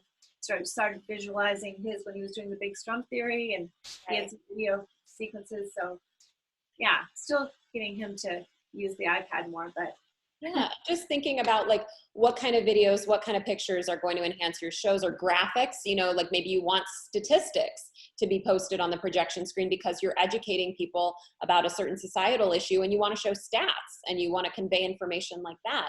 Or maybe you have family videos. You know, I think of April Wade Wish, a client of mine, and her show, My Name is Mommy. She has these like wonderful videos from the 80s where she's, you know, dancing. And then in the live show, she's dancing along with, you know, the 8-year-old version of her. And it's amazing. It's one of everybody's favorite parts of the show, to see young her and today her, you know, dancing together. You know, or Lynn Jassam, who I mentioned earlier, with tap dancing My Way to the Nut House. You know, she tap dances with all these dancers behind her. So she essentially has all these backup tap dancers that are on the projection screen, and she's dancing with them. Great. So Yeah, there's Laura Repko too. Laura Repko did an amazing use of in Leaving Prince Charming with the information too, because her whole show was about. Well, you can speak to that. Yeah. Laura Repko in Leaving Prince Charming was really teaching about narcissistic abuse, in a relationship, and so she kind of walked us through the abuse cycle of a relationship. And so during different parts of the show, you'd see a certain cycle, the part of the cycle that we were in with abuse would be reflected on the projection screen. So while we're watching this action, we understand what part of the cycle of abuse we're in. And so it was very, I would call that edutainment, because we are combining elements of education and entertainment at the same time. And also she introduced her characters too. She introduced her characters that way.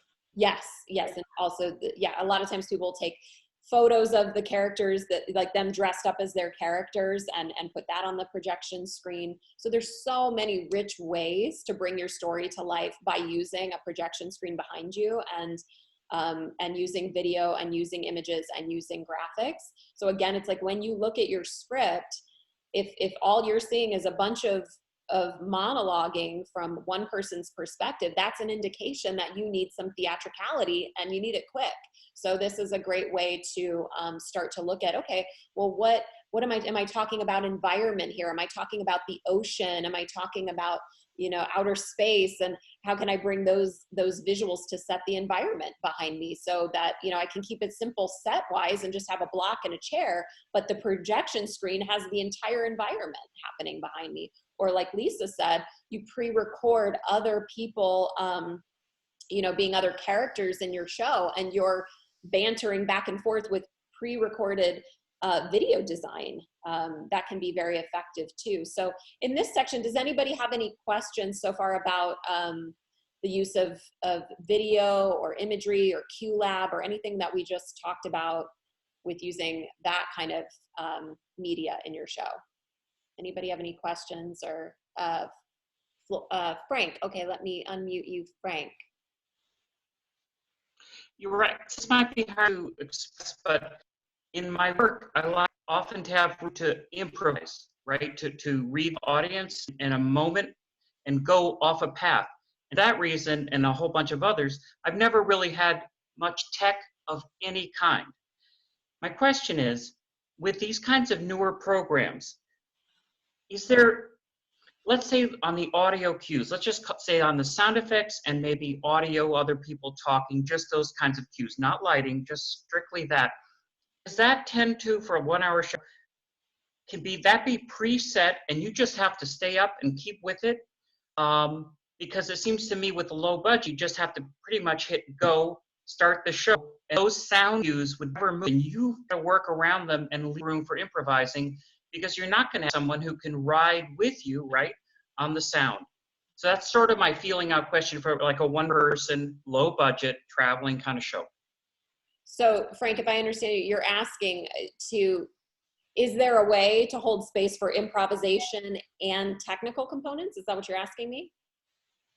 Yes, because I'm assuming technical component for like a 70-minute show is pretty locked in. Sound cues. You can't have someone hitting a button for you all the way through, right? Well, you do actually. Oh yeah. So let me speak to that. I have a wonderful example to use for that. So let me mute you and lower your hand. Michael David Kerr is one of my clients, and he is improv. He has stories that he always tells, but what order he's going to tell them, or maybe he won't even tell specific stories depending on the audience, and how long he's going to spend elaborating on different parts of the story is always spontaneous. And so with Michael David, but we wanted tech, and I insisted that we have tech because it's theater. We need technical support. So he specifically has worked with a stage manager and a technical director who have traveled with him to his different locations and are very aware of the different stories. So each story has a different lighting look or has different sound design associated with it. But this person is skilled in jumping around the QLab, jumping around the lighting grid with these predetermined things in the order that he goes in. But they've rehearsed with Michael David. They're familiar with him, and so they are able to go on that ride with him and keep it spontaneous. And we introduce that concept at the very beginning of the show. So we want spontaneity and improvisation to be a flavor of the show. So we tell the audience like, hey, there might be a moment where you're waiting for a picture to come up because we're jumping around and this is very alive and this is very in the moment, and we welcome people into the spontaneity of that experience. That's the first example. The second example I'll give is when I was judging for Fringe a few years ago. There was a guy who traveled all over. He was an international solo artist, and he had some program, forgive me, I don't recall what it was. It could have been QLab, I'm not sure, but it was on his iPhone, and he ran all of the lights, he ran all of his sound, he ran all of his projections himself on his iPhone so that he could jump around, be spontaneous, be his own technician, rely on nobody else, and stay within a very tight budget because, you know, he's taking home the paycheck with every show. And you can do that on Keynote. That's what I was trying to say. Yeah, Keynote too. Yeah. So absolutely, like, don't think that just because you are somebody who is spontaneous or improvisational that tech can't be a part of the equation. It absolutely can be, but you might have to think outside of the box on what that's going to look like. Frank, did you have another question, or I just saw your hand still up? No, good. Thank you. Okay, great. Thank you. John A., I see that you have a question. Hi, thank you all once again for this. This is beautiful. I wanted to know if you have any tips on how to ensure we're not overusing technicalities and that our story is still at the highlight. If there's like a way of finding a balance of the two that you all can share. Can you give me an example of what you mean by overusing? Like, what is the? Okay, so for someone like me, I can be overstimulated sometimes. So even like I do stand up. So if I'm in a bar and there's a television on too, or things like that, I notice that, you know, it kind of, that energy from the story is now maybe on the, you know, whatever else visual is happening. So, but there are times where I definitely can appreciate, you know, music and there's these awesome graphics in the background and things like that. So I know there is an appreciation of using both sides of the brain to take in information. Yeah. But just not the overstimulation piece. So finding that balance is great. Thank you. Good question. So, and I'd love to hear what Frank and Lisa have to say about this. I'll just start it off with saying, let me just say this and then I'll turn it over. But I want to first say that with the whole concept of creating your solo show, the most important thing is that you are happy with what you are creating first and foremost. So in terms of pleasing everybody, that's out of the equation. That's never going to happen with true art unless it is so watered down. Unless we water it down, that's the only way that we're going to please everybody. And then actually it's probably so boring that nobody's going to like it anyway. So I would say, you know, watch the clips that I shared with you earlier, and you're going to see how rich and diverse different people are. You'll see how John Leguizamo is very frenetic and spastic and constantly using dance and media, and then you can see someone else like Sarah Jones, who's slower in her process, and her characters have these long monologues for 15 minutes at a time, and the light changes are very infrequent. You know, there's a different style to each performer, and that's okay. That's why this genre exists, so that you can find your own authentic expression. And the other thing I would say is question and answer and talk back with your audience is a really important part of the journey, because as long as you're checking in with your audience at the end of every show and you're making that space for talk back, you're going to hear, like, if everybody's got a question about the same thing because they were distracted by the video happening or they didn't understand the sound design, and you're getting a bunch of questions about things, that'll be an indicator to you that what you're trying to portray to your audience is not being received. They're not understanding it, and you might want to take that into account and change it. So there can be that kind of dialoguing with your audience to inform you of what's working and not working, and that's why to do a staged reading and things like that as well. And a preview performance where you're testing things. So there's ways to test things and see what's working and not working. But at the end of the day, making sure that you are happy with what you're presenting as an artist is the most important thing. thank you for letting me rant about that. All right, Frank and Lisa, your thoughts on overstimulating? Well, if you feel like if you're wondering if you're losing perspective on, whether your multimedia or your technical enhancements are helping to advance the show, the story, then, asking a friend, asking a director, what do you think? Is this too much? Is this song too long? Is it enough? I mean, it's always good to ask somebody then, and it is a lot to handle. Just performing, writing the text, singing songs, providing multimedia enhancements. It's a lot to handle. So, it could run away with you a little bit on the production side. And that's why, when you're making a record, you have a producer to kind of oversee everything, and a director in the case of the solo show. That's all I want to say. Yeah, I love that. Lisa, any thoughts from you? Yeah, so and what you said, Jessica, is true. You want to, as an artist, you want to feel comfortable with your setting and what you've decided you're going to be comfortable with. So we're going to get into that because the sound design can play a part of it too. So you can have minimal, but sometimes whatever you have is what helps center you and stays with you and presents the way you want to present. I just wanted to bring up here the thing about multimedia is that it is all reliant on technology. So I had this happen in Edinburgh a couple times where technology quit on us. And I had to finish a song a cappella. I had to do half a show a cappella. So you want to be confident in that too, because the show must go on no matter what. I mean, that's the way it is. Those are the rules. So, but that's also why I really advocate with Keynote. And it's because you have your whole show on Keynote, and someone can just can plug into that into a sound system and play right there. You have all your music, you have all your pieces right there. So that can save the day too. You can also, worst comes to worst, have it on stage and play it and have, even though the sound won't be as amplified, you can sing along, you can sing your song to your music. So, I mean, that's technology too, but that's not reliant on the big picture technology. So there are ways to, that's why I really love having, and my backup is always Keynote because I can do it. But then just know that you need to be able to perform your whole show without it. So you want to craft a show that's going to work either way.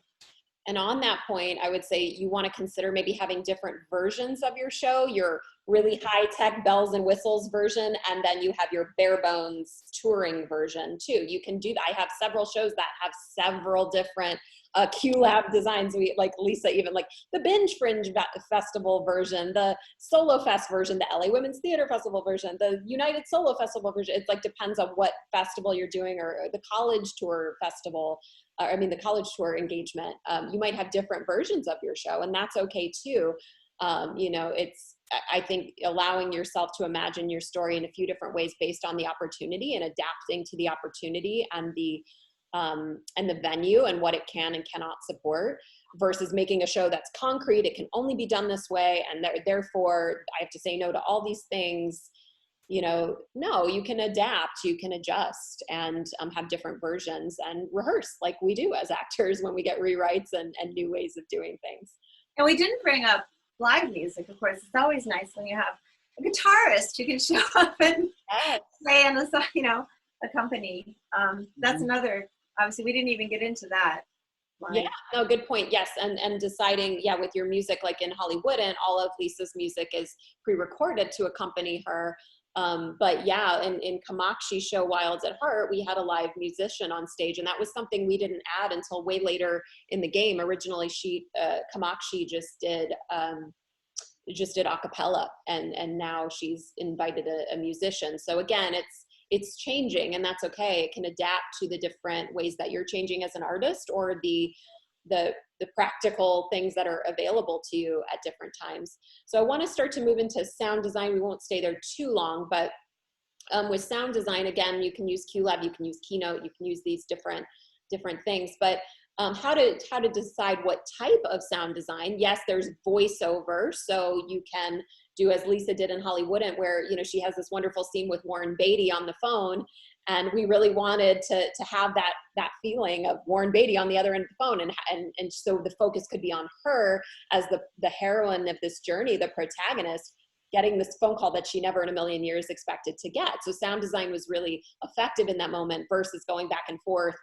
And her playing Warren Beatty in that moment. Although in a later scene, she does play Warren Beatty in the body, but in this one, we really wanted to use sound design.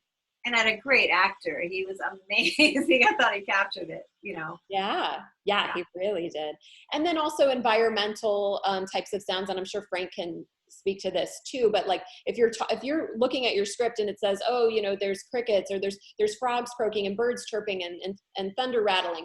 Well, this isn't a memoir. We're not telling a story like that. We want to bring it to life. So instead of telling me about the sounds, utilize sound design to bring us into that, so we can really hear it come to life in the theater with you. Frank, anything you want to say about sound design to that and stuff like that? The possibilities are literally infinite when it comes to sound design. And if you want to, place yourself in a certain country, like in an island, you want to hear, island style, those kind of metal drums, or, a xylophone, or if you want to place yourself in Hawaii, you want to hear some ukulele, and, or you might want to create an atmosphere by recording some sound of the wind, but maybe a delicate chord underneath, a neutral sounding pad, or some piano in the background creates a certain mood that you would be appropriate for the particular scene. So, any combinations of all those things, animal sounds, insect sounds, wind, thunder, it could be so many things, on and on. As far as the imagination goes, in creating those moods by creating atmospheric sound design. And that can be combined with very well-placed music. So don't forget to combine elements. Yes. And earlier, go ahead. Sorry, Frank. No, go ahead.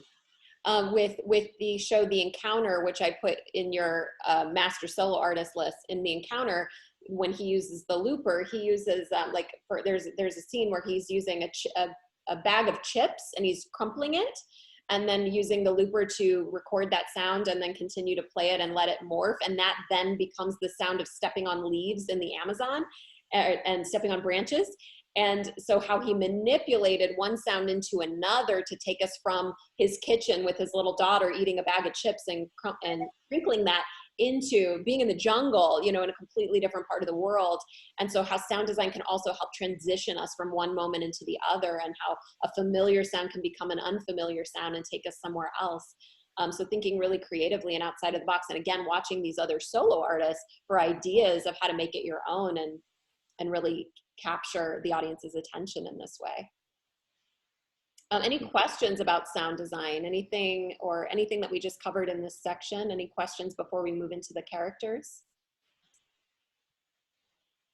Okay, yes, I see one. Adam, yes, your question. So loopers, I want to buy the cheapest, least expensive one that I could find anywhere, because that's something I want to learn how to do. I feel like I could. Any advice? Yeah, so line 6 has a pedal that has a sample and repeat application, and so they sell those at music stores like Guitar Center. So you might check that out. But I'm sure, with looping being such a big deal today, there are many different devices. But the one I'm thinking about, this is just a green box with 4 buttons on it, and there's a row of knobs, and it's brand new. I think it goes for a couple $100. That's what I'm thinking. Probably get it used. Maybe they have apps for that now too. What? You have apps, right? Yeah, there are, but if you want a standalone thing that's very durable, Those are the kind of devices. I saw the TED Talks one, very famous. I can't remember his name, but he does a thing with his mouth and looping the things he's saying, and it's just unbelievable. And he used that very device. I saw it on the screen. It's a green device. It's made by Line 6. Great, thank you, Frank. That's awesome. Good resources, and it is a popular device being used now, and it's great for solo theater. Yeah. Okay, so talking about multiple characters. So the first thing I'll say with multiple characters is a lot of times people hear that and they get scared and think, I can't play a bunch of characters. So I always talk about my client, Heather Dowling, who came to me with basically a novel, not a play, when we first met, and said, I don't know how to play characters. And then, nearly a decade later, she's played over 40 characters in her 2 solo shows. And Lisa's use of characters, both using characters in the video, like we said, but then also Lisa playing characters live, and how she's used both of these devices to make it as dynamic and entertaining as possible. So I want to just invite you to imagine that you are capable of it, and be curious about what it might be like to play characters. And they don't always have to be over the top and zany characters. They can be very subtle distinctions that you make your own, just with the subtle changes in your body and in your voice. So just really opening yourself up to that and asking yourself, who are the main characters in your story? Who are those characters, and how do you want to portray them? Do you want to use video? Do you want to use sound design? Or do you want to portray them? And in Lisa's show, especially because it really did become heavily focused on the Me Too movement and calling people out. I mean, just to say what it is, calling people out on different behaviors. It was important that real people and real names and impressions be done, because that was the purpose of the mission of this show. That was why, that's what we were going for. Whereas sometimes when people want to play real people from their lives, they will change names, they will hide the characteristics and alter things just enough so that there is a sense of anonymity with these characters. But that's a question that you have to ask yourself, and what your goals are, what your mission is with your piece, what those interpersonal relationships are. And also sometimes what the legalities are, which again brings us back to speaking to an entertainment lawyer and making sure you don't get yourself in some trouble. John Leguizamo, who frequently plays his dad in his works, and they have a very tumultuous relationship. I heard, it could just be hearsay, but I'm pretty sure that he's in a legal battle right now with his father because of that. So, it can get messy sometimes. So sometimes you don't want to use the real names, and sometimes you do. That's something to consider. Lisa, and Frank, any thoughts on that? Yeah, well, I wanted to actually highlight that there's a part of my show where, and this is where, having a director just really brings things out, because I was starting out, I love doing accents. And so I was trying to think, how can I get my accents in there? And I did have experience with the Indian directors, but originally I had just sort of introduced the Indian director that I met, and then he introduces the lead actor. So I just do a little bit about, we're looking for an unknown actress to play the part in this movie. We'll be filming in Bombay, and this is our lead actor, Mohan Gokhale. And so then I had that, but then that stopped, and then the rest of the time I told the story in the original version. And Jessica's like, well, how about instead of telling the story, let's hear from Mohan again. Let's hear from him. So then I had so much fun, because then I actually got to do the whole proposal where he's like, you come to India, I will, you come to India, to film, I will pay you for your ticket if you marry me. And so that was like, because originally it was a story I was telling. And so it just became much more real for everyone and much more fun for me. So it just, you can just keep pulling it out. And that's where it's like looking for the dialogue. Once you have your story and you can be the narrator but when you stop and start going, well, let's recreate that. That's when your characters start coming out. Mm-hmm. And then one thing I never thought I would do is, because Jessica has this reputation for having all parts of us talk, all our psyche and body parts, right? She was like, because I do feature my breasts as sort of an issue in the whole show. And she's like, well, can we hear from them? I was like, not my style. I don't think so. And then I finally relented and just tried it. And it was so much fun. So I had this one character, you know, it was one breast and the other character, and then they would dialogue with each other. And oh my gosh, I got to give them different voices. So that made it more fun for me, actually.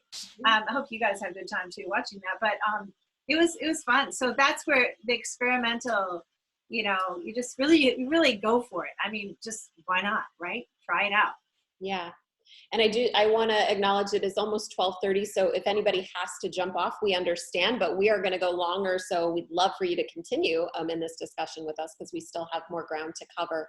And it's being recorded. So if you have to jump off and you need me to send you the replay later so you catch what you missed, no problem at all. Just pop me an email. But yeah, we've got lots of juicy stuff to talk about. So we're going to keep going. Yeah, so amalgamations and composite characters are also a way to protect the anonymity of someone, or if you just maybe you don't need to talk about 4 different best friends who are essentially serving the same purpose in your story. So you can amalgamate, make a composite character who represents a best friend, you know, instead of trying to play 4 different characters and then the audience is trying to keep track of everybody and they don't really serve different purposes. So amalgamations and composite characters are a really smart device to use as well. And in Chemo Barbie, a show that I had directed, she had a few different narcissists in her life that she wanted to protect the anonymity of these people, but really wanted to be able to have a conversation about narcissism. So we created a composite character who we called Narc, and that represented the various narcissists that had come into her life. And it was just a composite of all those different people. And so therefore, anonymity was protected. She got to express herself fully as an artist and really talk about those things that were important to her.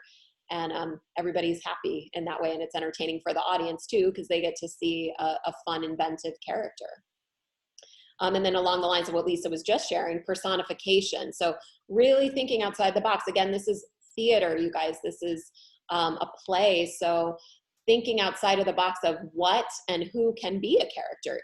Does a body part of yours have a story to tell? Is there an inanimate object in your life that could tell the story? Maybe your car, your cell phone. You know, in April Wish's show, and My Name is Mommy, she plays her cell phone. That becomes a character that has a voice because it's all about getting those affirmations from social media, getting that, you know, getting the likes and things like that. So we thought, well, the cell phone might have something to say about that with all the notifications that it gets all day long. So things like that, just thinking outside of the box and how you can bring your story to life. Again, when you're looking at your monologue, where is there an opportunity to hear from some other aspect, some other point of view besides your own? Where is there the opportunity for characters to get involved? Does anybody have any questions about that section, about multiple characters, utilizing multiple characters in your show? Not seeing any hands right now. What did you say, Lisa? Everyone's got that down. Oh yeah. Yeah, great, awesome. Well, if you think of any, let us know. And I have I put a meditation in there's a link to a meditation for helping you think about personification and characters to my YouTube channel. So just click on that. It's in the curriculum if you need some more guidance with that.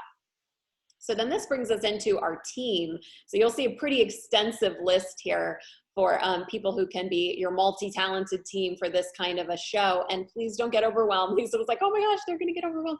And yes, it can get very overwhelming if you look at that long list, but you don't need all of these people. You don't need them all right away.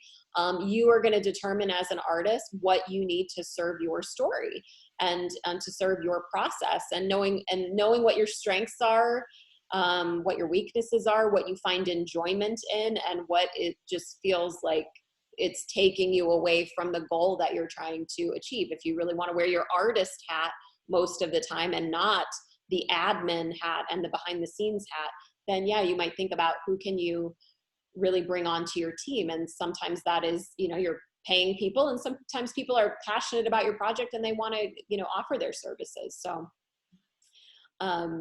obviously having I think a director or some sort of dramaturg, writing coach, a developer, someone on your team who can really bring those outside eyes, and somebody specifically who who knows the genre of solo theater, or if you're bringing in music, then a musical director, composer, lyricist, you know, those types of things. So really thinking about who do you need to help you realize your dream fully in the best possible way, in the most professional way that you can.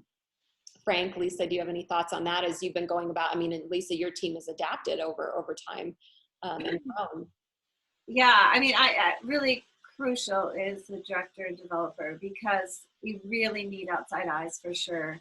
And a vocal, if you're going to sing, definitely vocal coach. I mean, I thought I sort of had enough technique, but then I ended up calling Suzanne. She's not on anymore, but anyway, because I was like desperate, like, you know, I'm going to be doing 28 shows in a row, and this, you know, it's an hour show, and some, you know, so that's helpful. And like I said, I brought in a choreographer because I really needed help with some of the dance or the pieces that the song and dance. You want to have a little dance anyway. You want to have even just movement, right? So, and I mean, if you get someone to help sort of produce, that's always great, or to help with the marketing. And I mean, we all need help with that. There's so much to stay on top of. So if you have friends that are enthusiastic, that's great, and enlist them. Yeah, but publicists, you know, I would have to say you want to spend the money, save up the money, do a crowdfunding, whatever you can, because a publicist really helps. Gets the reviewers in right away, gets the right reviewers. Yeah, I mean, you know. Yeah. You can speak to that probably more, Jessica, because yeah, I think when I was in New York, hiring a publicist for my first show was single best move that I ever made. It took my show to a whole new level. I got, you know, people to come see my show that were not paying any attention to the work that I was doing before that, until a publicist got involved, knowing how to spin things, knowing how to reach the right people and what needed to be said, and how to present it in a professional press kit. You know, or nowadays everybody's using electronic press kits. Back then, you know, I was putting it in the snail mail and sending it away to people. But, you know, having that really professional press kit that gets the right people in the doors to keep taking your show to the next level and the next level and shopping it around. So a publicist can be crucial for that. And graphic designers, so that you have the right materials to sell your show, because the image that people see, you want that to catch people's eye and bring them into the doors and into the experience with you. Frank, anything you want to share in terms of a team around music, around sound, around things that maybe people wouldn't? You know, we can do our best to, if we haven't studied music or haven't been composing, and you're attempting to write a song that's really going to enhance your show, you know, you might reach a limit after you've done your social media, the technical, you've got 15 things going on, multitasking best you can, and you want to write a brilliant song. Well, maybe that's just impossible. So you know, reach out to a friend who is a gifted songwriter, or and consult them and go, what do you think? I have this idea. Do you think you could make it into a song that really speaks out? And I think it's worth, you know, collaboration is really, there's the magic of synergy. You know, you have an idea, you bring it to someone who has different skill sets and different abilities, different set of aesthetics, and you bring it together, and you have suddenly, you know, you surprise everyone involved about what you can produce. You would have never known that you could come up, you could have been a part of the creating of something that arrived synergistically. So I think, you know, we're all multitasking, worse than ever in our lives. You know, we have so many things going on. I mean, Lisa drives herself crazy doing social media, you know,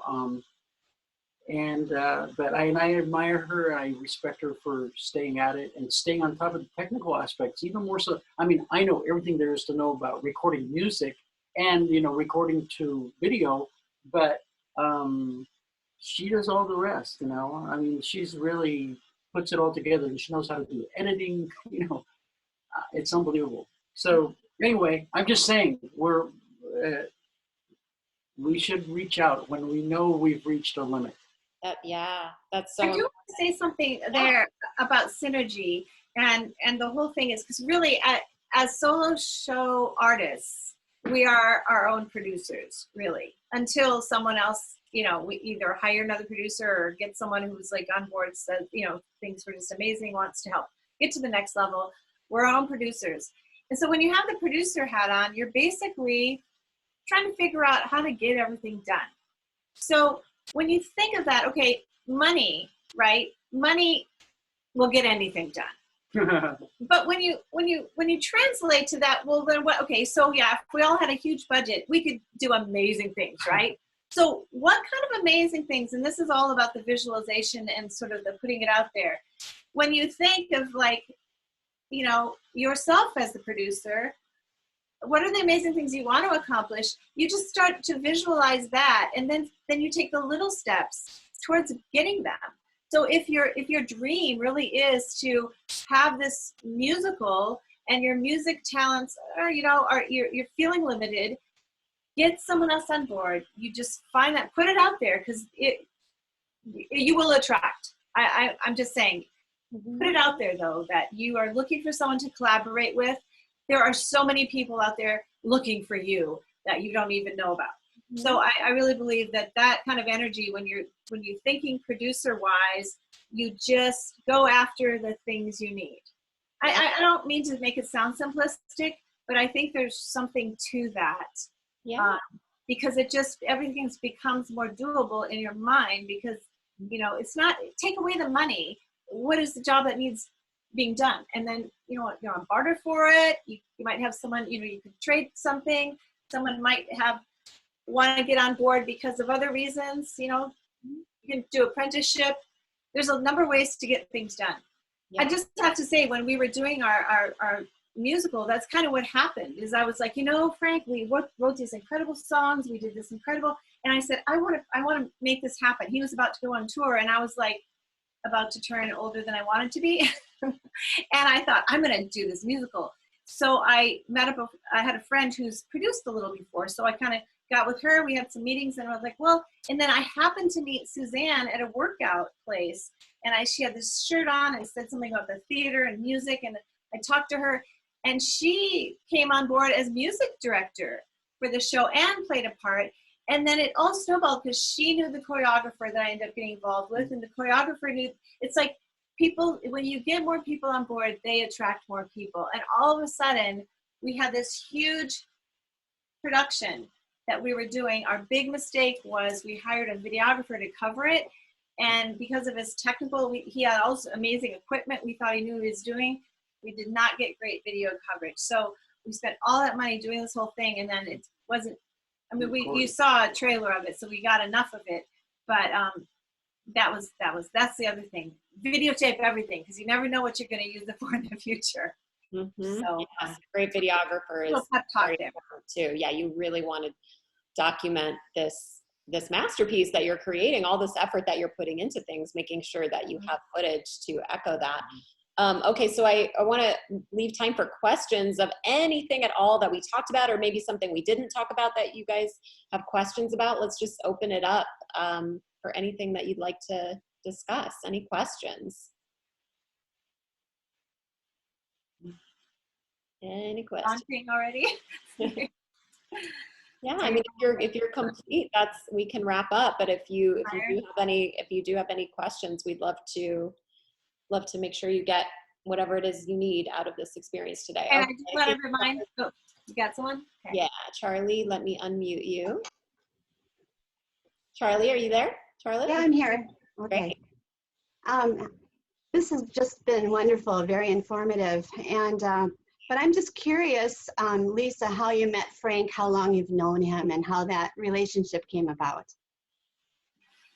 So that was an interesting thing, because he was touring. You were touring Don Henley at the time, right? Or Stevie Nicks, was it? I had a girlfriend who met Frank when he was performing. I think with Stevie Nicks, right?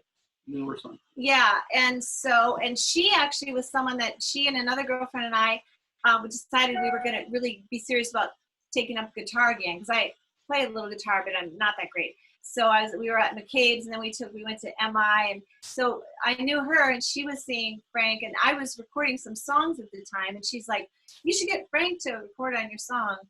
And so I went to Frank because I needed a little guitar, and he's so brilliant. He ended up taking over and producing the whole thing. But we hadn't finished it, and because, you know, budgetary reasons and whatever reasons. And they had broken up, and it sort of became this little awkward thing of like, oh, you know, I don't know, you know. But long story short, we ended up together. She wasn't so happy about it, but they had split up for quite a while before. And so we got back together with that song to finish it, and started just writing. Like, we just kept writing more songs because it was like this spark of creativity. We really hit it off, yeah, creatively, and ended up writing a musical and then another musical. So that's how, but really was recording, because I had done some demos of some songs. I had done, just briefly, I had actually then discovered singing a cappella in coffee houses is how I got my first major acting break, which is kind of ironic, because I was going after the whole acting thing, and then as soon as I started singing, I got a little notice. And so I was really into recording songs. I was really into the music thing by then, and so we met up and just were going nuts writing songs. And supposed to have one in a movie back then that was supposed to happen, but then while we were waiting for that to happen, we wrote a bunch more. And the rest is history. Lisa, okay, Corey, I see you have a question. Let me unmute you. Yeah, it's not a question, but I just wanted to say how amazing this has been. Okay. And I've probably written down 100 things, and how much further down the path I feel, and yeah, just overflowing with gratitude. And the 2 hours has just flown by. So thank you, Frank. Thank you, Lisa. Thank you, Jessica. And yeah, just amazing. Oh, good. Excellent. Thank you. I'm glad you got so much out of it. Thank you. Good. And Frank, let me unmute you. Frank. Yep. Honestly, because I'm so technically naive, just super brief, and you can make it super brief. I have seen the looping for many years be used amazingly, lived in New York City by both musicians and solo performers. Can you, in a nutshell, Frank, explain, like, how, in the moment, how does it work in terms of, can you set the volume for each loop when you're up there live on stage, winging it? And then do you need, if you're going to buy one, do you need maybe just to practice at home the simplest little amplification thing? In other words, if I want to just take the first baby step to get this kind of a loop unit, do I need just a little speaker? And I've always wondered, do you set the volume on each loop, or is each loop automatically set? I never see the performer adjusting a knob. So I've always wondered, how do you, if you're looping, like 7 loops, and you're still live, how are you adjusting the volume on those loops? It's really, that technology was there in the analog era, but with the digital era, you know, the possibilities are endless in terms of recording sound down sound. You know, you record one sound, and then that's looping, and then you can record something else, and then, as you said, you can keep going with those layers as long as you know, you reach a point of saturation where it doesn't make any sense. But that's where practice makes perfect, and so many people are using loops. And you know, you can tap your foot on the stage or the microphone stand and record that as your drum beat, or you could use your mouth as the drum sound. Your boom, boom, boom, you know, and that becomes your loop. You know, it's you don't have to adjust the volumes. You have to adjust it as you're recording it. That's and so that's the key. Yes. Good. Thank you. Great question, Frank. Anybody else? Any last questions as we wrap up today? Going once. Going twice. And I just wanted to remind everyone then that we will be giving the 2 hour. How about your workshop? Yeah. Bonus workshop tomorrow, 4 to 6, just because we thought people probably have more specific technical questions. We want to work together a little on some of your pieces. If we can do anything. Whoever shows up, we'll just accommodate.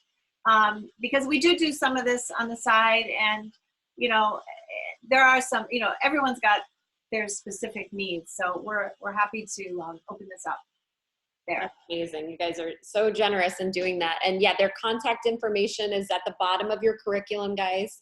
So please send the bigstrum@gmail.com an email to get more information about that. Yeah, it's in your curriculum guide as well. And don't be shy if you want to reach out to us to, enhance your song or write a song or give you ideas. We're here for you. So, reach out to us. We're into the creative synergy for sure. It is. Yeah, thank you. It is exciting. And we'll definitely be putting Hollywoodn't up again, when the time is right and all of the craziness we're in. So we'll be sure to invite all of you to see it when we do that. But yeah, I think that's really it. I don't see any last questions. So I just really want to honor Frank and Lisa so much for making this time and being so generous with all of their wisdom and insights. It's really appreciated, you guys. I can't thank you enough. It was such a gift to the community. So thank you for that. And thank you for everyone who joined us today and your beautiful questions and comments and everything. This is a really special time. And it was just great. It was just great to be here with all of you.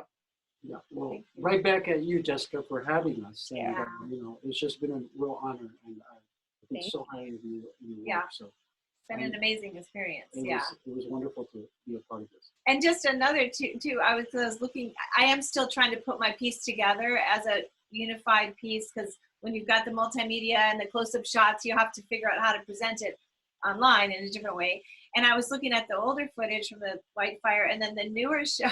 It's like a world of difference having worked with Jessica. So I just I'm so grateful for your influence in this piece too. Thank you. Yeah. It's been I don't want to put the old footage up. I want the new footage. Thank you, everybody, for being a part of this. Appreciate this. This has been a wonderful experience. Wonderful. Thank you, everyone. Yeah. Thank you. Enjoy the rest of your days in the sunshine. Here in LA, it's pretty sunny.